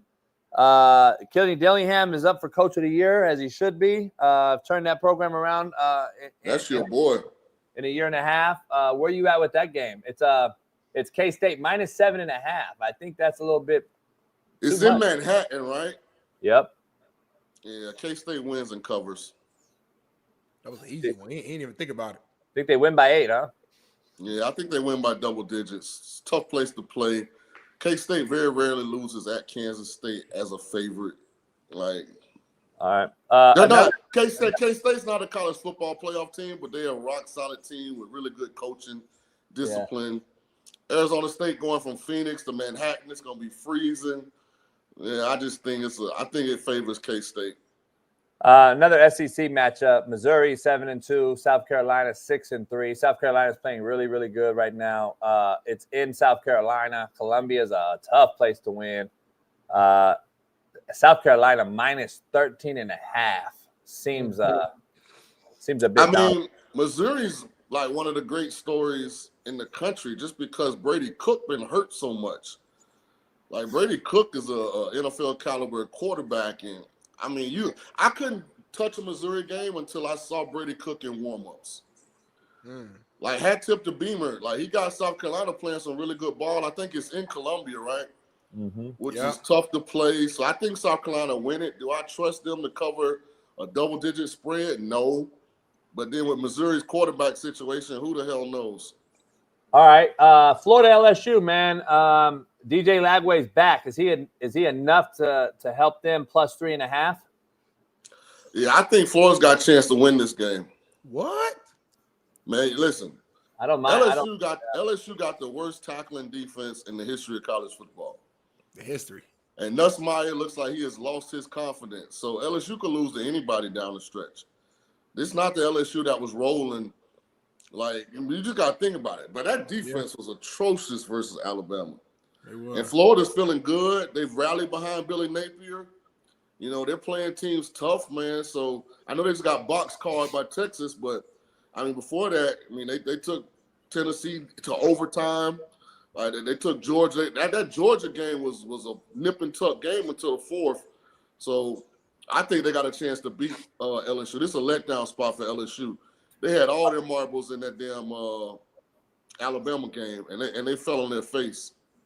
All right, the team I predicted to win the ACC, but what do I know? SMU is going to play at home against Boston College. Bill O'Brien basically benched their starter. Their starter eventually left for 2 days, bereavement pay, and then he goes and enters the portal. He's entered the portal now. Does Boston College come out hyped up and stay in this game, or does SMU boat race a minus 19.5? SMU going to boat race Boston College. Bill O'Brien may not win another game. I'm telling you, this Castellanos kid has gotten a bad rap for this. He's not the reason. He's the reason they're 5-4. Without him, they're probably like a 2-7 team. So I talked to a buddy of mine who actually coached against them in high school and said the kid was an absolute shitbird. He might be that, but I'm just talking on the field. I don't know anything about off the field. Right. So I'm just saying, Bill O'Brien, we already know he's a tough guy to get after guys. He gets after his players, etc. That just probably wasn't going to work. Sound like Shaun blaming him, though. He's blaming O'Brien for the struggles right now, not the QB. It ain't the QB. Yeah. Not on the field. Yeah. Any issue with Louisville, Stanford? No. It's out here in West Coast. It's Louisville minus 20.5. Yeah, Stanford had a little motion early in the season. They went to Syracuse, got a win, but I mean they plateaued. It's interesting because Stanford and UCLA are the polar opposites. Stanford had some motion early. Now they're garbage. UCLA was garbage early. Now they're making some noise. Shout out to Deshaun Foster, Eric Bieniemy and them. They're getting better. Yeah. All right. Alabama Mercer. I'm just fucking around. Hey, Mercer 9-1 though. Quite as kept. All right, let's dive. Pittsburgh, Clemson. All right, -12. Clemson -12. It's in Pittsburgh. That's tricky Pittsburgh right there. hasn't played well the last 3 or 4 weeks. Any issue there? Jeff Nady thinks Pittsburgh's going to actually cover. Shout out to my guys, Cade Bell and Lindsey Lamar, who come in and kind of recreated that offense and got them off to the good start. But when you watch Pittsburgh play, their quarterback play is very erratic. They've got one legitimate running back, and he's really good.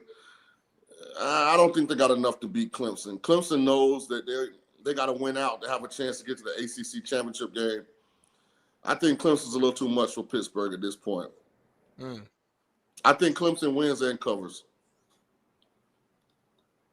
All right. Let me ask you this then. Texas, Arkansas. Any possibility? Arkansas. I'm taking Arkansas plus the points. Ooh, they beat Tennessee. No, you not. Stop playing, Shaun. Hey, Arkansas beat Tennessee. It's in Arkansas. It's in Fayetteville. I'm taking Arkansas plus the points, man. Arkansas is a salty bunch, man. Plus 13. Yep. What's Arkansas record right now? 5-4. 5-4. But their losses are all the legit teams. All right, so let's get to brass tacks here. Your Tulane, Green Wave, 6-0, 8-2. They got to play a Navy team that runs option, triple option, and they throw it better than they have. I'm taking Navy with the points. -7, Tulane -7, Shaun. Take your heart out of it. Be honest. Be real. Give us your Steve Kim Miami take. Well, first of all, I don't need you guys to fucking harass my words before I say them. I got my own opinions, and I'll give them. You never want to go to Annapolis late in the year when you're having a good season. It's just a tough place. It's probably going to be raining, gloomy. But John Summerall's career record versus Navy is very good. I think he's like 6-1 versus Navy. So obviously he has a plan that works defending the option. So, I mean, we should be able to score some points. The one thing I love about Tulane is we can run the ball. And so that'll travel. You hate to see this game late in the season, but I think we do enough to get it done. Do we cover the 7? Not sure about that because Mensa has shown a propensity to turn the ball over a little bit. But here's what I'm more worried about. I'm more worried about Army beating Notre Dame next week. We want undefeated Army in the American Athletic Conference title game. That's what we want. Because we're the best non-power 4 team out there. Don't give me Boise. Don't give me none of that other bullshit. It's Tulane, hands down. All right. All right. How about tonight?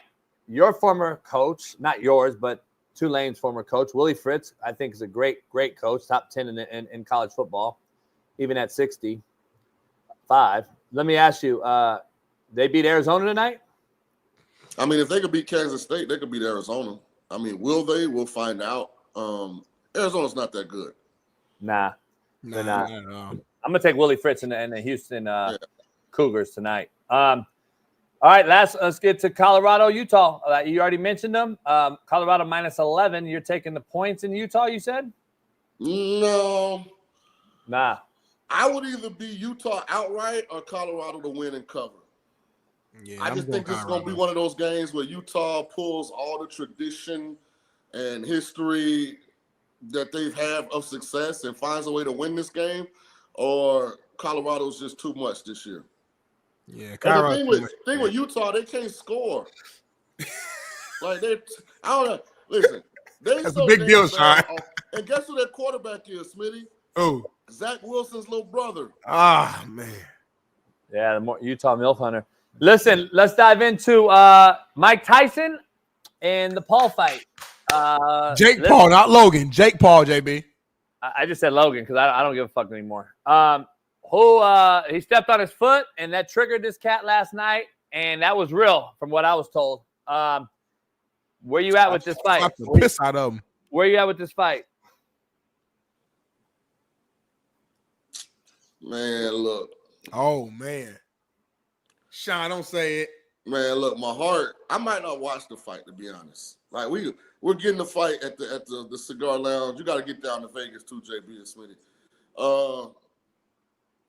Like as an elite evaluator, like I know what I'm looking at, and when I look at Tyson's workouts, his balance is off. You know, his punch location is inconsistent. Oh man, I hate they made this fight, man. I really do. Hey, grown man strength is a real thing, though. What you saying though right now, Shaun? Like you saying something, but I want to Hey, hear Shaun, you. I'm not gonna watch because I think if they make this fight, if this is a legitimate fight, first of all, let me say that. Yep. Hey, 14-ounce glove, Shaun. 14-ounce glove. These two are more. That favors Jake Paul because that means it's gonna be hard for Tyson to hit him with one shot with them big gloves. It would have to be the accumulation of punches. Like it'd have been better if they were wearing 8-ounce. For sure. Then Tyson hit him with one shot. It might be lights out. I think if this was a legitimate fight, Jake Paul wins 8 out of 10 times. At 58 years old. Right, at this age for Tyson. Yes. See, I met Jake. Jake a big boy. I seen him. And he's young. And like people don't give the Paul brothers enough credit for how long they've been training combat sports, whether it be boxing or MMA. Like, say what you want about how they made their money. Like, they not no newcomers to the ring. So I'm afraid for Tyson, to be honest. And I hope I'm dead wrong. This is a prediction. I hope Tyson comes out and obliterates Jake Paul. But I like to believe my eyes. My eyes tell me this could get ugly. You think Jake gonna sleep him? Nah. If the fix isn't in, he's got a hell of a chance. I don't think so. Are you concerned for on the series? Now, are you concerned for like Mike's health? Meaning, like you said, Jake a big boy. He got power, and the word on the street is that he got some help. If he hit Mike, the good clean hit side of his head at 60. See, here's what worries me from what I saw. Too much. Hey, JB, here's what worries me, JB, from what I saw in training. Tyson's balance is off a little bit. And when you start getting old and your balance is off a little bit, it don't take a hard punch to scramble your networks. You know what I mean? Yeah. Like anything around the temple, anything you don't see, and you get to getting off balance. Like age undefeated, man. For all of y'all that's young out there, enjoy them young years. Yeah. All right, let's do some factor cap to end the show. Smitty, I need high energy from you. I'll try my best. Or if you don't, then you're gonna be fired. So you can't fire me anymore on this show. Fact or cap, brought to you by BetUS. Head on over there today and get your picks in that you heard today right here on this show using my promo code Coach JB. Fact or cap, USC will pay Lincoln Riley to go away. Cap. Not this year at least. Cap. He got a 10-year deal, Shaun King, if I'm not mistaken. Yep. 100 mil. He got leverage. 10 year, about 90 mil left. At least one more year before they even start having those conversations. Cap. Big cap. I'm going to say fact. I'm going to go with fact. I think they're going to make a move. I think that USC's talked loud enough. LA is talking, Shaun, out here in these streets. They do not like this. I'm just telling you, SC is not supposed to be so mediocre that you just sit there and like, holy shit, they lost to Minnesota. So do they still play UCLA to end the year? I don't think so. I don't know. It's crazy. I hope so. I don't know. Because you losing to UCLA might be the last. And UCLA right now. They got UCLA November 23rd. Yeah. Oh yeah, UCLA wins that game. He's done. Push him over the edge. UCLA wins that game. He's done. Deshaun Watson, LA by the beach. You're done. Because you know what? Deshaun Watson and UCLA is playing better than USC right now. Deshaun Foster. Yeah, Foster. Deshaun Watson. What you on, homie? Same shit. Hey, fact or cap? Fact or cap? The SEC will get 5 teams in the college football playoffs. 5. Hold on. Let's see. What's the 5 though? Like, say it real quick. Bama. It don't matter. Ole Miss. What we thinking? Is Georgia getting in? Georgia, Tennessee. You got Texas. You got Alabama. I'm gonna say fact. They get 5 teams in for sure. I like it. I'm gonna say fact because I think the Big 12's only gonna get 1. I think the ACC's only gonna get 1. Yep, Colorado's gonna get in, and then yep. Oh fuck. All right, fact. I'm gonna say fact. I'm gonna say fact. Fact or cap? Miami will miss the college football playoff. Ooh, I'm gonna say cap. Miami, they want the U in there. The calls are gonna go their way. The U wants to be as good for football in there. Shaun, before you answer, Shaun, I'm looking at the schedule. And I ask you this question though: if Miami loses any more games, they're out. Correct? 100%. I'm gonna say fact. Then I'm gonna say fact because I think Miami loses the SMU in the ACC championship game. Me too. Fact. Nah.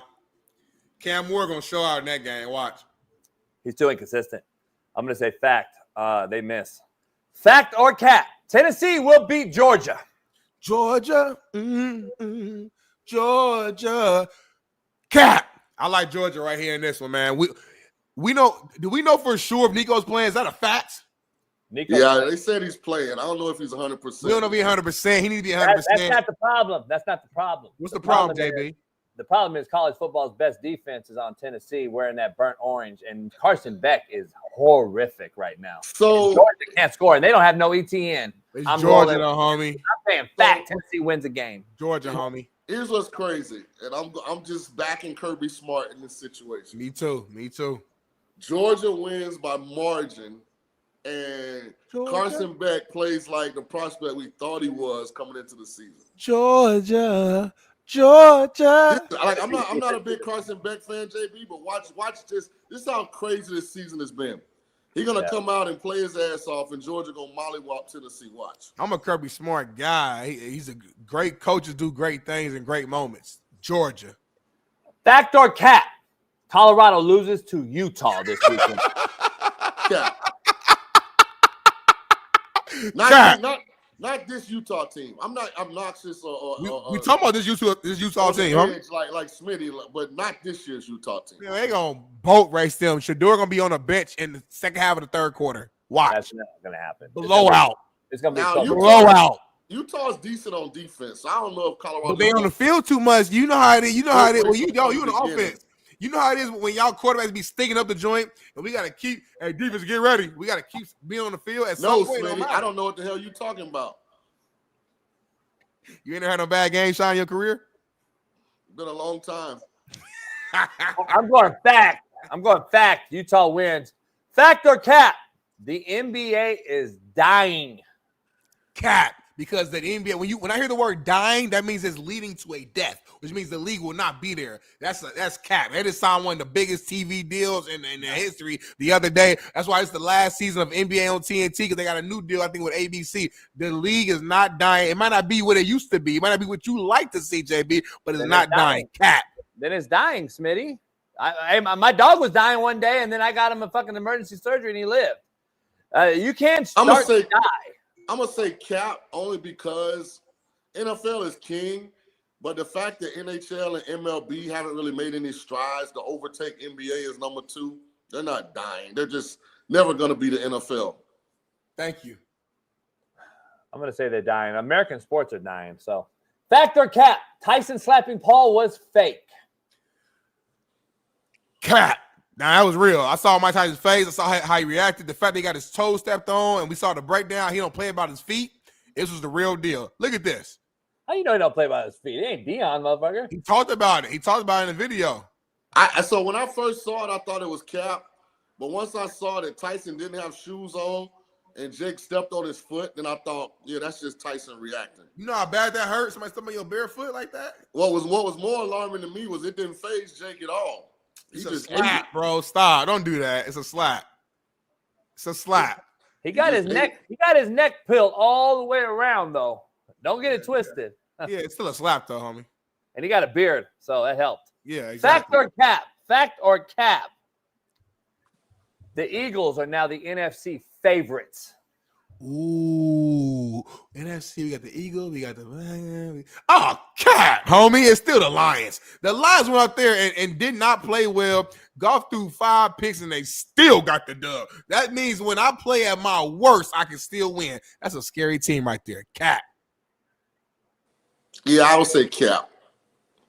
I still think I would take the Niners over the Eagles right now, too.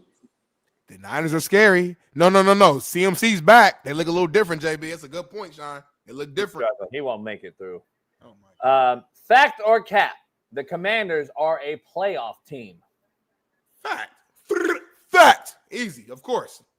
Why wouldn't they be? I think Sean's going to say something. I'm going to say Cap because I think Jaden is hurt. And he's not. I'm just telling you that they're going to play him because they're in the playoff hunt. But the right thing, in my opinion, to do is to sit that kid for a couple of weeks. They got Mariota, so that's cool. I know. That kid is hurt. I don't know how good they are, man. I'm looking at their schedule. Listen. What's their schedule like? No, I'm saying from who they've actually beat so far and who they've actually played. I'm starting to reevaluate this team. I like what they've done and Jaden and all this uproar, but I don't really know how good this team is, man. But look, they got the Cowboys next at home. That's a win.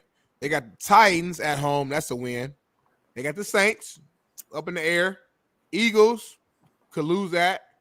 Falcons could lose that. Cowboys win. I see 3 more guaranteed wins. Guaranteed. That puts them at 10 wins. So at worst case scenario, they 10-7. And they can still win those other ones. They're 11-6 and they can become a wild card. I like their chances. Fact or cap? The Jets will hire John Gruden as their next head coach. I heard some interesting rumors last night. Okay, I would say you must know some because I ain't even heard that. It's just rumors. It's just rumors. I've heard Rex Ryan's name too. I'm just hearing rumors. But John Gruden went back in. He's going to try the Dion role. He signed a deal with Barstool. Barstool's in New York. I'm just saying. I could see something if somebody wants to give him a shot. I could see New York being that. To me, I can't really answer that because I got to find out what are the lingering effects of his comments on those emails. Because they were directed at people that still own NFL teams and the commissioner. Hold on, though. That owner is no longer. I know, but his John was a part of that group and laughing and shit. Yeah, other owners and the commissioner. So the commissioner's still there. Those are but the owner. Would they allow him to even coach an NFL team, or would they block it? But the owners wanted that particular Daniel Snyder guy out of there too. They didn't like that guy. That was one of the main guys. I'm just telling you, that was all because of Jay Gruden and his brother's affiliation with Daniel Snyder. There's a whole big old thing. I think they wanted Snyder out of the NFL as well. That's what the owners did. I think it gives him an in, personally. It's a long, deep conversation, but I think it gives them an in. No, but I think Shaun is saying, like, I can't. It's been such a long time. I don't remember the exact email and what was said, but wasn't John like joking, like a part of he was a part of the wrong side, is what Shaun is saying. I think he called. He had some very, very. Was it monkey? It was some unfavorable remarks for other owners and the commissioner. Yeah, so I don't know. And I don't know. Maybe they've gotten over it. I don't know, man. You know, John got the right complexion. John Gruden ain't John like. That's your homie, ain't it, Shaun? John got the right complexion to get another chance. That's your road dog, ain't it? Me and him, we put our beefs to the side. We cool now. That's what I was asking, yeah. Hey, I know that he's in Chicago, dog. God damn. You chat, man. Just because he's in Barstool, Chicago. Where's Barstool's headquarters? God damn. Will you motherfucker shut up? JB, be real, though. Hold on. JB, be real with me. It's real up on earth. When you made the comment, did you really know with Barstool that he was in Chicago? Because I didn't know. I've had a discussion with. I didn't know. That's what I'm saying. I was going to get hired by Barstool. I know exactly where the headquarters are. Well, no. I'm saying that Gruden was specifically in Chicago, though. No, I didn't. Right. That's what I'm saying, and that's okay. Like nobody in the chat probably knew that shit. Like that was. Yeah. My whole process of this was, and my point was the headquarters are in New York. Right. The owner, by the way. Dave Portnoy is good friends with the owner of the Jets. Thank you. So I'm just saying. Hey, JB chat, boy, they fact check him harder than the Democrats fact check Trump. Boy, you can't say nothing, boy. They on your head. Hey, JB funny. JB gonna find a way to make sure. Hey, that he gonna defend himself though, which I respect. He always find a way. I love it. I don't concede like Kamala, homie. Hey, JB be like, even JB know inside like he messed up. He be like, homie, I knew that, Chad, and then he'll find a way to like flip it. JB, you good at this TV stuff, man. Hey, Smitty. So I was thinking about what I'm gonna get JB for Christmas. Yeah. And I ran across like some properly trained dog spots there around Laredo Valley. I think I'm gonna get him a couple sessions, man. That's smart. So That's he can get Ash trained, because Ash got no training. And I'm glad you noticed that, because like when I say I'm the guy, he just showing you love, Smitty. But Shaun came in for the first time, got his own perspective, and he's saying, "Hey, in the chat, if you got a 500-pound dog, and people come to your house and they got their nice clothes on, yep, nice. And you tell your dog to sit, and he proceeds to slob and put dirt on everybody's clothing, that is not a well-trained dog." Shaun, I got Smitty's Christmas present already. What's mine? I got you a couple things. I got you a JB Trump shirt and a dark black MAGA hat. Okay. Appreciate that, homie. I probably won't wear it, but I appreciate the thought. I mean, that's what it's about. Yeah, that's all that matters. It's a thought. I got Shaun some cigars. And I got you a hey, I just want to ask, Lamar Jackson jersey. I just want to be able to wear some clothes What? my wife bought for me. To your house next time I come, JB, and either put, you know what I'm saying, special get dog slob off your clothes, Yeah, like the Tide roll-on pin. Yeah, because Shaun, I walked in clean to JB crib. I sat down for 5 minutes. Nobody jumped on. He put a whole slobber of throw up on my shirt to go to the bathroom and wipe. I'm like, damn, I did it for 5 minutes, and you did this to my shirt. Cali train, I give him that. Cali train. Oh yeah, Callie. Callie's sweetheart. She be chilling. She's Ash beautiful. ain't trained at all. They both trained, homie. No, they're not trained the same. They're trained to do what they want to do.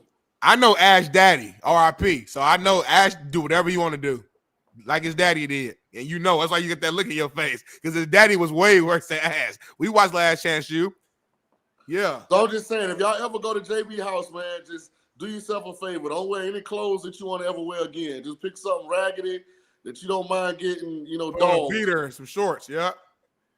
I'm getting JB though Lamar Jackson jersey, and I'm getting him a Coach Prime this shirt from Colorado. So for Christmas, he'll be happy with that. Coach Prime. I need some kindling. Okay, all right. You know what that is? Yep. That's what starts the fire. So thank you for those. I'll start the fire with those. Shaun, been a good week. A great weekend, my brother, man. Good luck on your betting, man. Thanks for the parlays. And hey, until next week. See you Monday.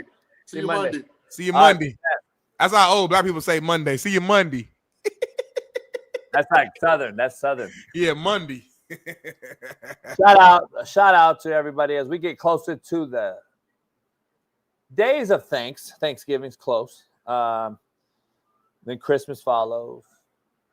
New Year's, and then the biggest holiday of the year happens right after New Year, January 19th. A star was born. Your boy's birthday is right around the corner, so y'all start planning right now, chat, what y'all want to do for my birthday, because it's 2 months away. So I'm giving y'all good enough time. I accept all gifts. I accept all money. My daughter's birthday in January. Huh? My daughter's birthday is January 4th. That's correct. Well, let's do a party together. Can I meet your daughter? Now, no funny shit. Like, can I meet your daughter? I thought, like, January 10th. Let's all get together. Y'all gonna talk. Y'all gonna thug it out. We're gonna throw a party January 10th. Fuck it. No, I'm not getting her shit. So, this is a great week. Shout out to everybody. And we will see you guys. And the next month is JB's birthday, by the way. So like, it's back to back to back. It's Thanksgiving, it's Christmas, it's New Year's, it's Smitty's birthday, and JB's birthday. So the next 4 months, chat, y'all gotta be busy. Get your money right. It is. We gotta get the boat back in the water because we're gonna go to that Newport Beach thing. So let everybody know. You want to pop out Newport Beach? Holler at us. Come on. We're gonna put the lights on the thing. Smitty's gonna do all the lights on the water. Yep. He's gonna do all that stuff. Smitty gonna be on the water. Yep. So. Shout out to everybody, J Ram, everybody out there. Shout out to you. It feels good to be back, man. I missed the whole week. It feels good to be back. Yeah. 3 weeks. Hey, guys, by the way, the inauguration's in January too. Yeah, I'll probably be off. I think I got to work the facility that day, but then I'll be back the next one though. So that's perfect. Yeah. If he's alive. Shout out to everybody, man. We're the realest show on planet Earth. We'll see you next week. I'm being in the Discord, y'all. Holler at me, JB, in the Discord right now. Me and JB. Me too. Show us something. Peace. get pressed so fast you don't get sacked like bags and baggage. Smitty and Jason Brown, kill the ass around.